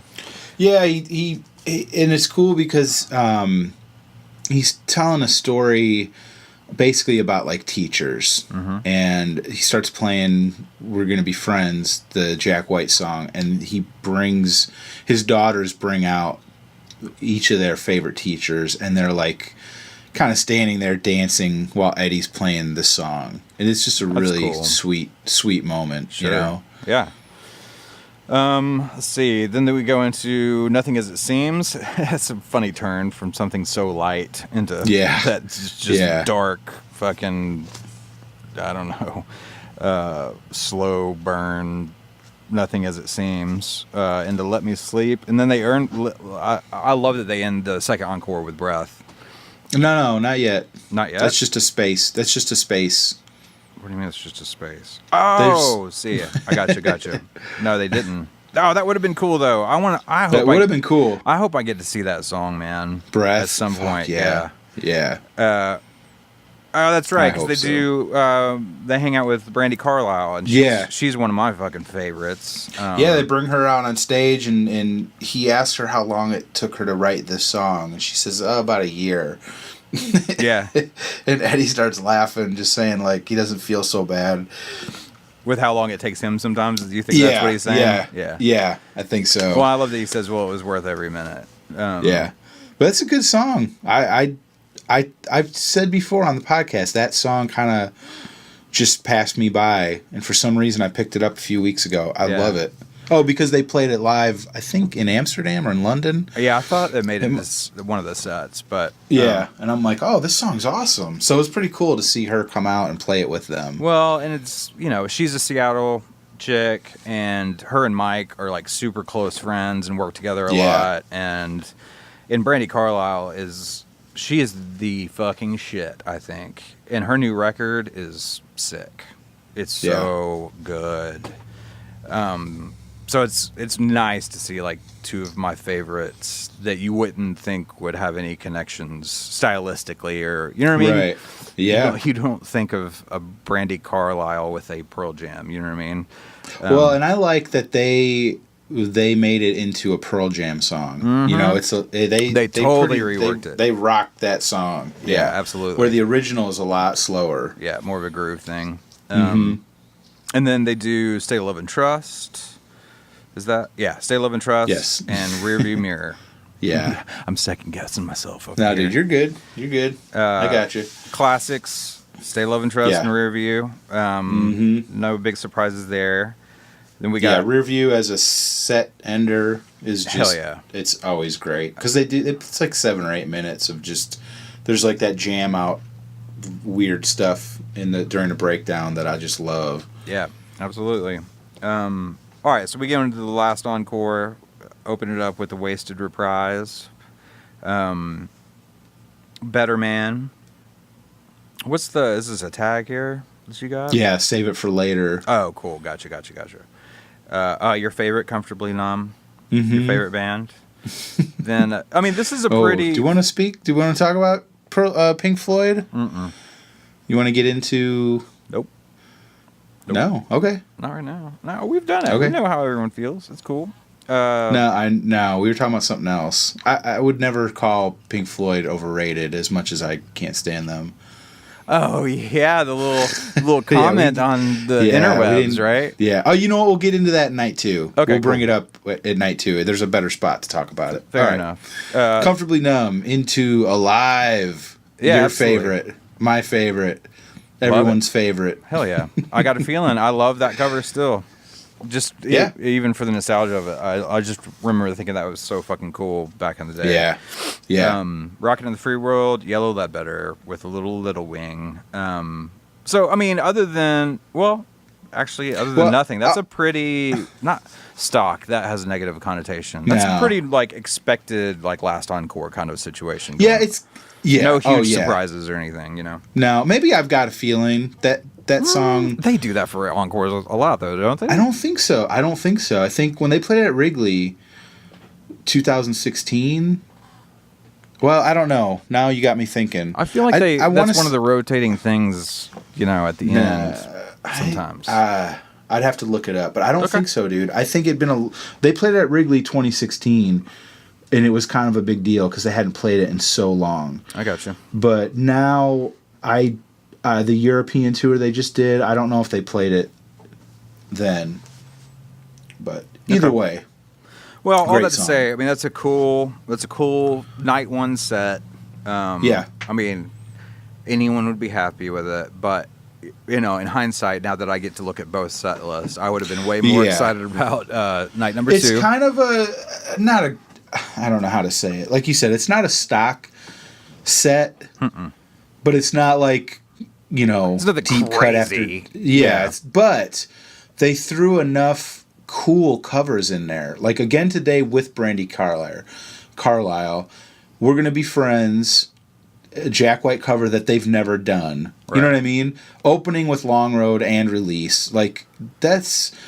Some of that stuff kind of makes up for the fact that they weren't going crazy with the rest of the set list. Sure.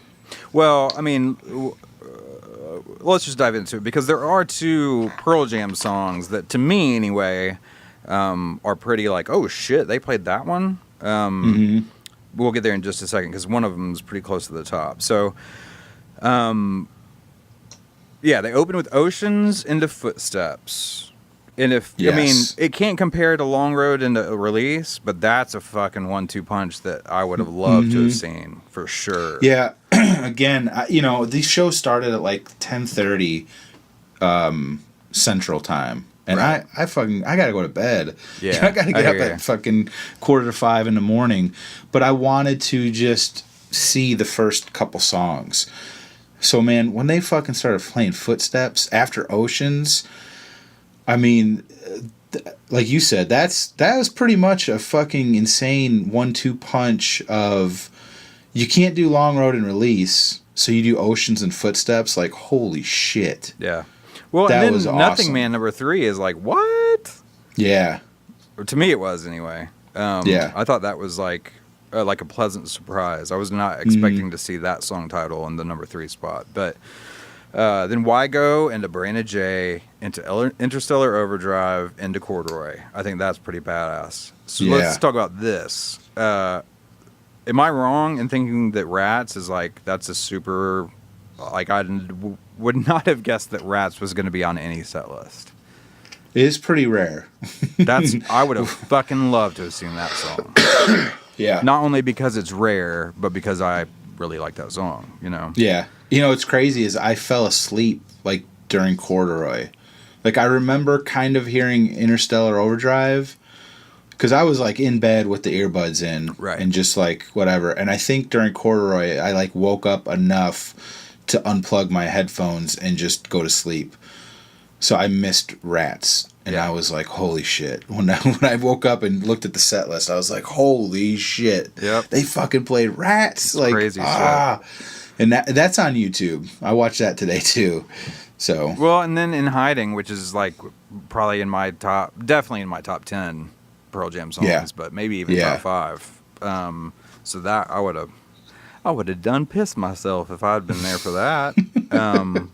And even though it's not one of my favorite songs, I thought it was pretty cool that they did Whipping next. Oh, I love Whipping. I know you do. I don't. I don't hate it. I just don't love it. Yeah. So we get Even Flow. So that was it was around the same spot, it seems like, as it was night 1, where they put Even Flow. Yeah, it's usually in that slot, first 7 or 8 songs. This is number 11, but still pretty early on. Yeah, and then they got to get us in the fucking feels, man. Playing a Chris Cornell song. Yeah. Oof. And not even like... I know, right? Outshined. Right. You know what I mean? Or a Black Hole Sun. A fucking song that was part of the Poncier tapes from the Singles movie. Like, yep. But it's a fucking killer song. Like, real bass heavy.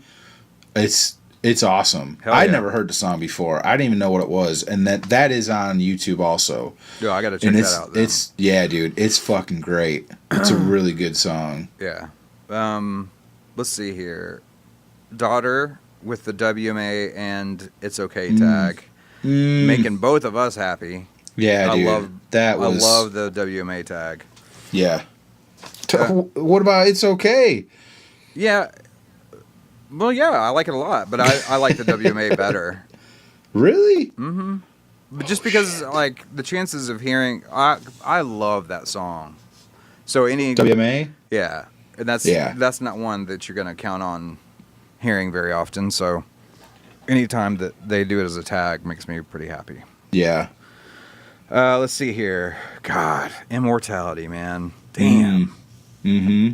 Love it. And then, oh God, mm-hmm. been replaced by your stick that's been replaced by the slide whistle.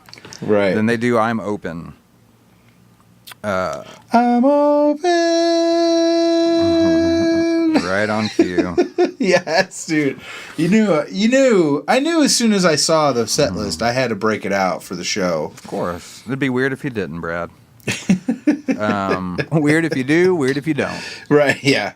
Sorry. Ooh, and then one of my favorites, Unthought Known. Yeah, it's pretty cool. This, again, this is on YouTube also. It's pretty cool to hear those two songs kind of mix into each other. Sure.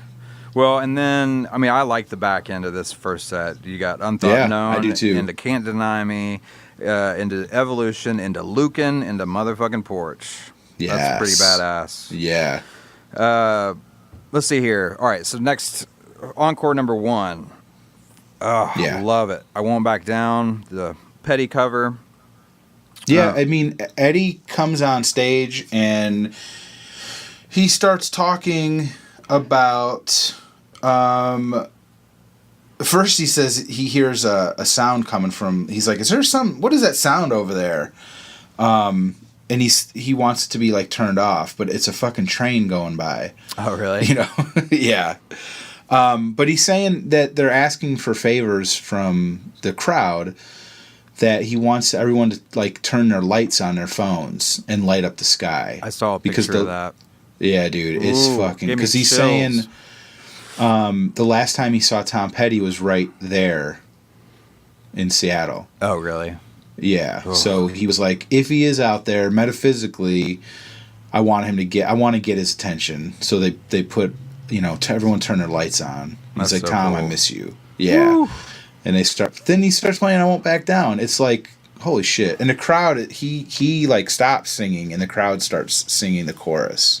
So I mean, it was pretty fucking awesome moment. Man, I hope they're making some badass, tour or DVD of just these American shows. That'd be cool. Just the home shows DVD, Yeah. Well, there's those guys called Better Than Nothing videos. Mm-hmm. They take all the cell phone videos that people do, and then they take the official bootleg audio and they mix it together. Right. And these are going to be some great fucking shows. I guarantee you Seattle 2 will be one of them. They don't do every show. They do like the big ones. And I guarantee you Seattle 2 has got to be one that they're going to do. Well, hopefully, I mean, since there's only, 2, 3, 5, 7 shows, right? Mm-hmm. In the U.S. for this one? Yeah, yep, 7. There's just 2 everywhere except for Montana, right? Right. 4 different cities. Yeah. Surely they'll put one together for everyone, but... We'll see. Probably. Can we talk? Well, this brings us to our lovely Facebook page. So I got done crying, and I was like, I'm going to share this I Won't Back Down video to Facebook. And I'm not going to call him out, but somebody posted under it that it says literally Tom Petty is overrated. Well. And I about shit myself when I saw that, because I was just like, what the fuck? I try real hard to be a man of grace for people with differing opinions from me. Mm-hmm. But I feel like this moves out of the world of the subjective into the objective, and he is objectively wrong. Yeah. I mean, that's my nice way of saying, what the fuck is wrong with this person? The thing is, okay, I'm a fan of the guy. Of course, I'm not going to like when somebody says he's overrated. But, I think it's pretty well known what I feel about, Kiss or Pink Floyd on this podcast. You know what I mean? Sure. I would never call those two bands overrated. Right. I understand that millions of people love those bands, and bands that I love myself have been like highly influenced by them. I could say I hate them and they suck, but I could never say that those bands are overrated. You know? Yeah. So maybe the dude's just a troll. I mean, I don't know. That sounds pretty trolly. Yeah. Oh, really? Overrated? Are you serious right now? Do you want me to just go down the list of songs just off the top of my head? Give me a fucking break. Like, Tom Petty is going to be, if he isn't already, viewed as a contributor to the fucking American songbook. We're talking, you know, Cole Porter type shit from back in the day. Like, these songs are fucking classics. Tons of them. Not just like he's got one or two. He's got tons of them. Anyway, sorry. I'm not going to I guess the thing, the thing that pisses me off the most is that you could think Tom Petty's overrated. And if you're like on a like music website, like on Reddit or something, or like YouTube, and you type Tom Petty's overrated, okay, whatever. But to send that message out under this video of Eddie fucking like getting all choked up about his friend, and then playing a song, one of Tom Petty's songs, and like you see the lights and the whole fucking crowd is all singing with him, that's your response to this video? Oh, Tom Petty's what is overrated. Happening? Do we not live in a society and a culture?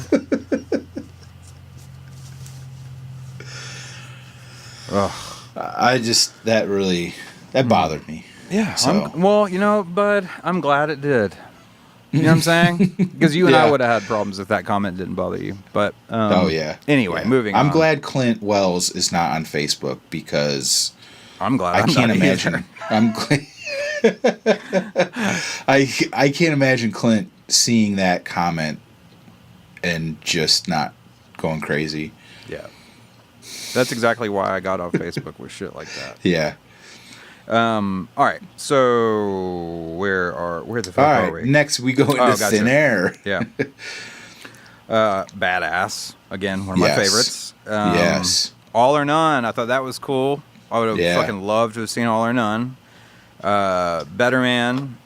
And then this is a really cool one for me. I've talked about it many times, but they did Crown of Thorns. I get the feels every time I hear either the original or Pearl Jam when they've done it live. I love it. Yeah. Great song. And then we get a little surprised, right? Am I reading this correctly? Yes, you are. Take it away, Brad B. They talk about how they want to bring out a friend of theirs, and that he is good friends with Matt Cameron from Soundgarden, and I can't even say it, dude. Kim Thale, yeah. Kim Thale comes out, and he opens up his jacket, and he's wearing, I don't know if you've seen it, Matt was wearing one of these shirts. It's Chris Cornell's shirt, but his face is done in like the Starbucks logo with the hair. I've never seen that. Yeah, it's really cool. But Kim is wearing that shirt, and he kind of like opens his jacket to show it off to everybody. You know? Oh, right on. That's cool. It's pretty cool. I love Kim. Yeah. And then they play Kick Out the Jams. Hell yeah. The MC5 song. Yeah, which is fucking just... That song is so fucking crazy. Yep. It's so good. And Kim and Matt are playing in a... I guess it's... The MC5 is doing like a tour. Have you heard about this? I didn't know that. What's the dude's name? Kramer? Don't Wayne ask Kramer? me that right now. Wayne Kramer. Yeah. Okay. I think he's the only one left. Is that the singer? Do you know or no? Don't ask you. Don't ask me. I'm pretty sure it's Wayne Kramer is the singer. And he got like a super group together to play MC5 songs, and they're going around on tour right now. Oh, cool. Dude, they're coming to Nashville. Are they really? I really want to go. You should. So if we can, well, I want you to go. Okay. But if it's not for a few months, we got time. But Alright. I think it's, dude, and I think it's at Exit In. So Oh yeah. I love mean, playing that's that gonna place. be fucking nuts. Yeah. Before this is all said and done, you're gonna, have me going to shows again or something. Because I never go to shows. Yeah, but that's like, Too antisocial. It stresses me out. yeah. Well, But the funny thing I is mean- that I never regret it once I do it. I'm like, I- every time I go see a show that's good, Yeah. I'm like, God, I Yeah. need to do this more often. And then a show comes around, I'm like, but I don't want to be around lots of people. dude, I'm the same way. So stupid. I was talking to someone else about this. Like, I have so much anxiety, like, leading up to the day. You know what I mean? Sure. About being around people and all this shit. But then I get there, and it's like the one time that for an hour or two, all that shit goes away. Disappears. And I'm just like, I'm just happy. For like 2 hours, I'm just happy. Yep. Because I'm there experiencing live music. Hell yeah. You know? So I'm with you on I that, get it. bro. Have you, I mean, this is going to sound stupid. Have you ever watched a show at Exit In? Yeah. Great shows. Okay. Yeah. You can go upstairs to that, like, balcony. Yeah. It's pretty, like, chill up there. It is, yeah. So, I mean, I think the last time I was there, me and Clint Gore went on tour a couple years ago, and they did one show in Birmingham and one in Nashville. So Clint came down for the Birmingham show and hung with me, and then I came up to Nashville for that show and stayed with him. And they played at Exit In? yeah. We were Oh, down on the man, floor that would be because we wanted to fucking- get yeah. covered in Right. fake bile and alien semen, which we did, and I've got the pictures to prove it. And then we were like covered No. in like this blue and red, like fake blood and alien Yeah. semen, and totally went out to bars afterwards, like it was Yeah. totally normal. Oh, that's And we awesome. just looked like homeless people, Right. covered in someone else's blood. I can't believe people let us in to Right. the bars we went to, which means we picked some really classy places because they didn't Yeah. even think twice. They're like, come on in. All right, cool. So I'm excited about the next one too. Fucking spin the black circle, Yeah. kick ass. Go that into rearview mirror twice. Yeah, and I haven't seen this yet. Apparently they fucked up Rearview Mirror. Yeah. And they started playing a snippet of the ABBA song Fernando. Mm-hmm. And then Eddie was like drinking wine, and they just like That's what he went back needed. into they went back into Rearview Mirror. So, but I haven't seen that yet. I want to. I'm sure that's pretty funny. Yeah, absolutely. Yeah, so they end that one with rearview mirror, and then they go into encore number 2, correct? Yeah, totally. Yes. Crazy Mary, fucking Yeah, dude. with a little paint it black. Jeremy, hell yeah. Leash, okay. That's like whipping territory for me. I don't hate it, but Dude, love I love it. I'm back on fucking Leash, dude. Are you? I love it. I love that song. yeah, It's such a great fucking song. The lyrics still get to me. yeah, you know, totally. But it's no, the such a energy good of the fucking- song I fucking Yeah. love. You know, Yeah. it's just I just don't like resonate lyrically with it Yeah. in that way. I don't know. Can we talk about real quick before Crazy Mary? Me and you were talking about, because like Ed came out and said he was driving by the stadium like 2 or 3 days before Oh, yeah. the show, and he saw a bunch of tents, and he thought it was ironic because there's such a, it was a big homeless camp right outside the stadium, and somebody pointed out to him, no, dude, those are fucking fans lined up for GA. Yeah, And Eddie even said, like, spending 2 days waiting in line for a show is way too long. it is. And yeah, I mean, me and you both. I will stand in line for just under a day. Like, I'll get out there at 4 a.m. and get in line. It's worth it. Mm-hmm. But like, I can't camp out and stay in the same spot. I know you can. I mean, go I could have take when I bathroom was breaks, younger, but I mean, Man. for me, it's just like, especially if I've got a GA ticket, like Yeah. because for me, we've talked about this. Like I'm not trying to get on the rail. I don't Right. want to be on the rail. You know what Yeah. I mean? Like I want to be Yeah. able to like move around. I want to. Yeah. You know, I think Mike is my preferred side, but I want to walk. Yeah. I want to be able to walk over to Stone Side for some of the show too. You know, Right. 'Cause Yeah. He's one of the It's reasons cool I fucking because- play guitar. You know. It's fun for me to think about these shows coming up because I've hung out in the GA line. I've gotten a rail before. I've hung out in the GA line and not got the rail, but been pretty super close. So I've done all that. Right. And I loved it. I fucking loved it. But like I don't have the time. Like apparently we'd have to be up there like on Wednesday or Thursday. No way, dude. And then camp out for 2 days. And I don't want to do that. And you don't either. So I'm I'm not trying to trashing get people at, that do. I'm just saying no, it's no, not worth it. yeah, I know. You know? Yeah. No, my thing is like if you want to do that, go ahead and do it. That's awesome. Right. If you want to walk in an hour after the doors open, that's cool too. Like just come on and hang out. But like I think it's going to be cool for me to experience these shows kind of through you because Yeah. you haven't seen them in 20 something years. Yep. And I've been doing it the last few years. I've gone to a bunch of shows. So it's going to be kind of cool to experience it with you. It'll be exactly 20 years, actually. 98 was the last time I saw him. Yeah. Man, Crazy. You need to make a sign. Yeah. Maybe right. you get a shout out. But Maybe Danny Clinch will take a picture of me. yeah, Put it everywhere because I love pictures of me. Yeah. Yeah. So one this that- next Oh, go ahead. Nothing. I was going to continue talking shit about myself, which is stupid. Yeah. So. Oh, what that Mike was wearing your pants? Yeah, man. Did you see that? He Did I knows send what's you up. that? Yeah. He knows what's up. Put those I think plaid it was golf Kate. pants on. Yeah, Kate sent me a picture, just like all caps. Mike is wearing Lions plaid pants. Hey, Kate, you know what else Brad sent me?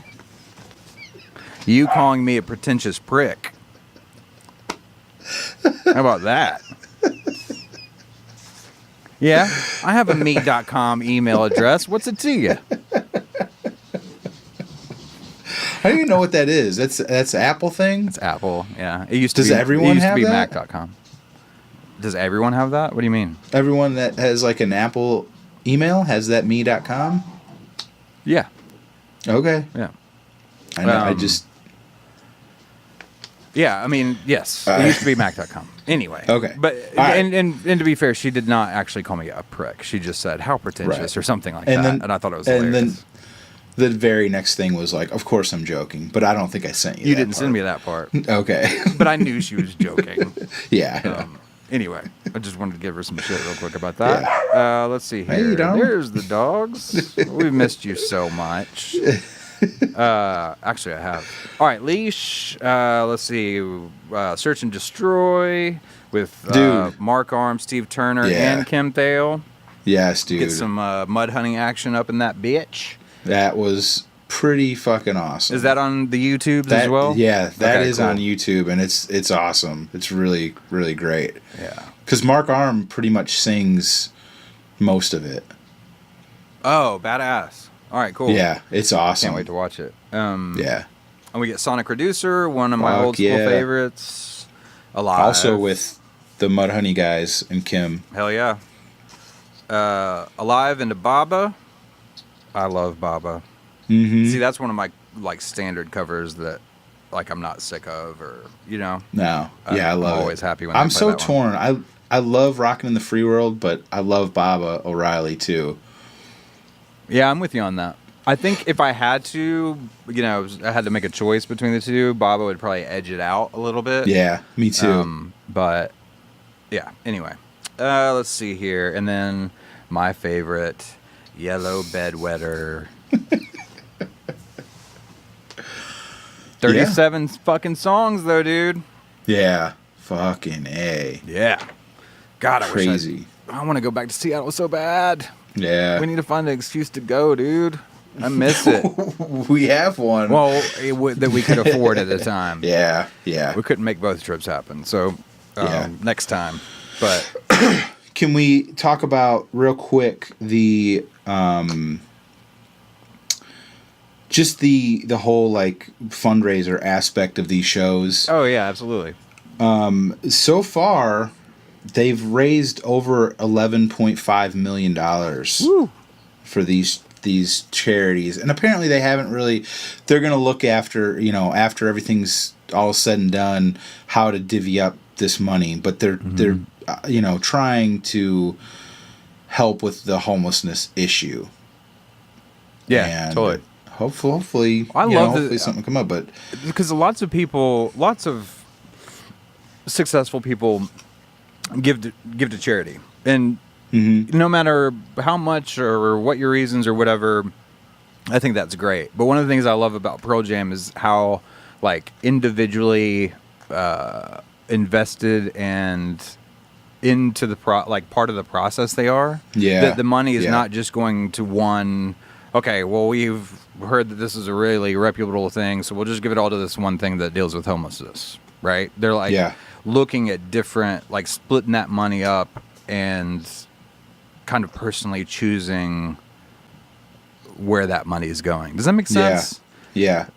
I just think that's super fucking cool. I think it's so cool because they pledged to match up to $1 million of whatever money got donated. And the fact that they raised like 10 times that much, more than that, is pretty fucking cool. And they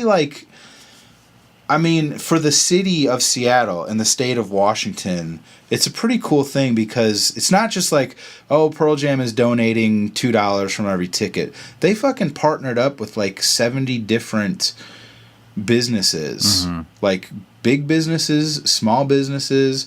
And like, I think it was more than 80 restaurants donated like 10% for like everything they made. I don't know if it was during the two show days, or if it was just a one day. But I mean, all these restaurants donated 10% of their profits for one of those show days. You know what I mean? Yeah. And then like they had a bunch of events. The Pop Culture Museum exhibit, Ames Brothers. I don't know if you saw this. Ames Brothers had a gallery show, and they have these 5-foot versions of some of the Pearl Jam posters. Oh, shit. Show posters. Wow. Dude, the pictures were crazy. People standing behind these giant like posters. Like, I don't know if one of the biggest posters that people go nuts for is it's the Kong. It was a New York show. I've seen that and one. It's got King Kong on it. Yeah. From Donkey Kong. But like King Kong is like swinging through the video game. It's a really cool print. But a 5-foot fucking poster dude. is crazy. It's so cool to see that. I need to get some but of that like shit for the studio. We've got like a fucking 5-foot David Lynch Blue Velvet poster and shit like that. Yeah. It'd be cool to add that to the the stuff on the wall here. Danny Clinch was out there selling like prints, I saw that, yeah. And God, dude, they had like, there's a beer, a wine, like bourbon, candy bars, just like art, and like there's a Native American jewelry, like all these different things that they were selling, like a lot of some of them was like 100%, some of them was just like, a certain percentage, but like all this money going to try to help with homelessness, Right. Sure. And I think there was an interview with Mike, and he was saying like, look, we don't have all the answers, but we want to be part of the answer. Right. And part of the figuring solution.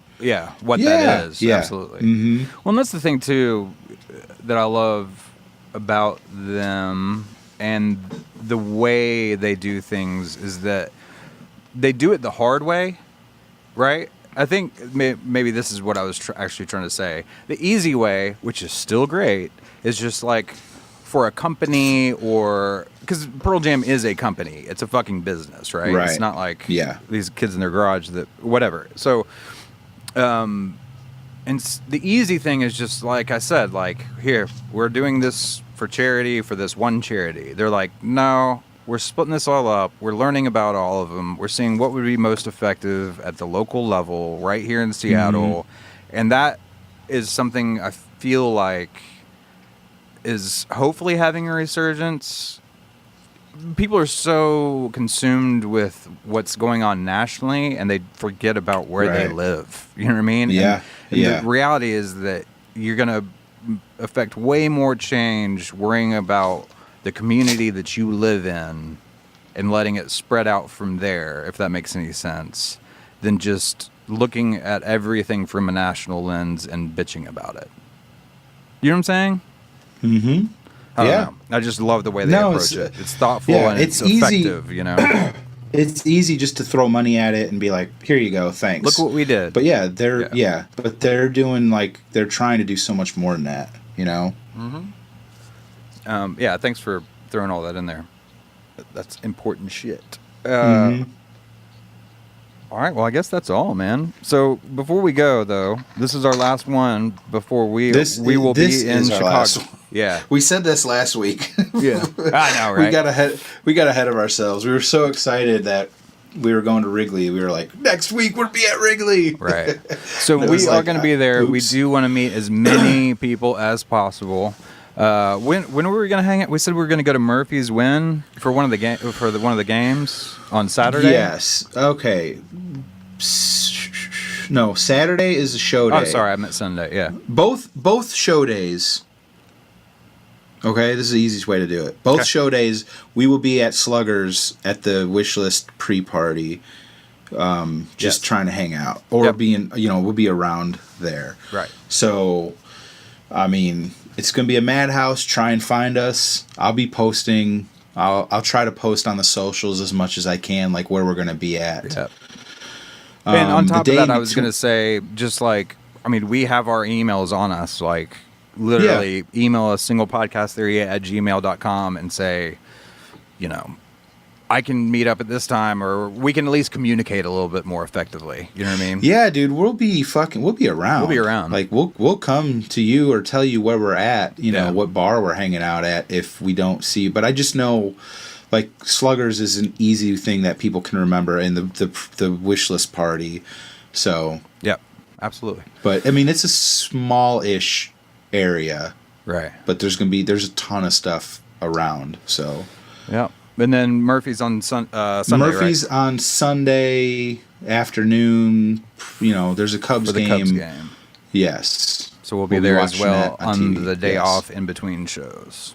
Yes. So come say hi. We legit want to meet you fuckers.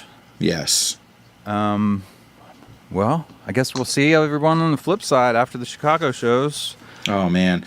And if you're going to Missoula tonight, let us know how that went. Hell yeah. Because that show is, if you're listening to this on Monday, that's tonight. Yep. All right, man. Let's get the fuck out of here. Thanks, everyone, for listening. Until next week, I'm Brad Lyons. And I'm Brad Blazek saying, now I find I've changed my mind. I've opened up the doors. Beautiful. Yeah. Peace. Be good. I died and you just I died and you watched. I died and you walked by and said no. I'm dead. I was fine. Fuck yeah.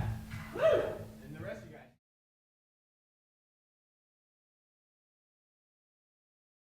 guys. My name's Brad Blazek, and usually when we get on the computer thing that I don't even know how it works, I have to wait like sometimes 45 seconds or 90 seconds, and then there's no slap back, and I get happy, but I don't like it very much. I hope this makes it to a blooper reel sometime. What I just did? Yeah. Yeah, I'm sure it will. You're like the guy in the Louis C.K. bit. Have you ever heard his bit about flying? Oh, yeah. He's like, I mean, obviously this is years back, but because of what I'm about to say, but the part where he's like, and then recently he's doing the whole, well, it's not really airplane bit. He's talking about technology. And he does the whole thing about how we right now, like, technology and things are like better than they have ever been in human history, and it's wasted. How does he say it? He's like, it's wasted on the biggest fucking useless generation of non-contributing assholes ever. He was like, I was on a plane last week. This is the newest thing I know about. I was on a plane, and the stewardess came on and said, "Hey, there's Wi-Fi. There's high-speed internet on this plane. Go ahead and log." He's like, I'm logging on. I'm looking at YouTube videos. It's fucking fast. And after about 15 minutes, some started acting weird. And then the stewardess came back on and said, "I'm so sorry. The rest of the flight won't have Wi-Fi. We're gonna have to get it fixed. Something went down, and we can't figure it out from right here." And he's like, and the guy next to me is like, bullshit. He's like, how quickly the world owed this guy something he only knew existed 10 minutes ago. That's you. We are doing this amazing thing where I am in a different state, and I'm sitting at a computer, and literally through Chrome and Google, I am able to bring your audio from your computer hundreds of miles away in pretty much real time to my computer and record it and make a fucking podcast. And you're like, I wish it was real time. What do you mean? We gotta sit and wait 2 minutes for you to see. That's what. Oh my god, you are a huge asshole. Yeah, that's what I'm doing. I'm fucking fiddling. You know what I'm doing for 2 hours after we get done recording? You're pushing mixing? Fucking buttons. Oh, I'm just fiddling. Why does our podcast sound so goddamn pro? Because of me and all my fiddling. What happens if I turn this dial? Ooh, yeah, that's what I do. It's just a bit. I'm like a fucking 4-year-old. I'm just gonna touch buttons and see. Oh, magically, I hit in random the right sequence of buttons, and we have a podcast now. It's magic. I mean.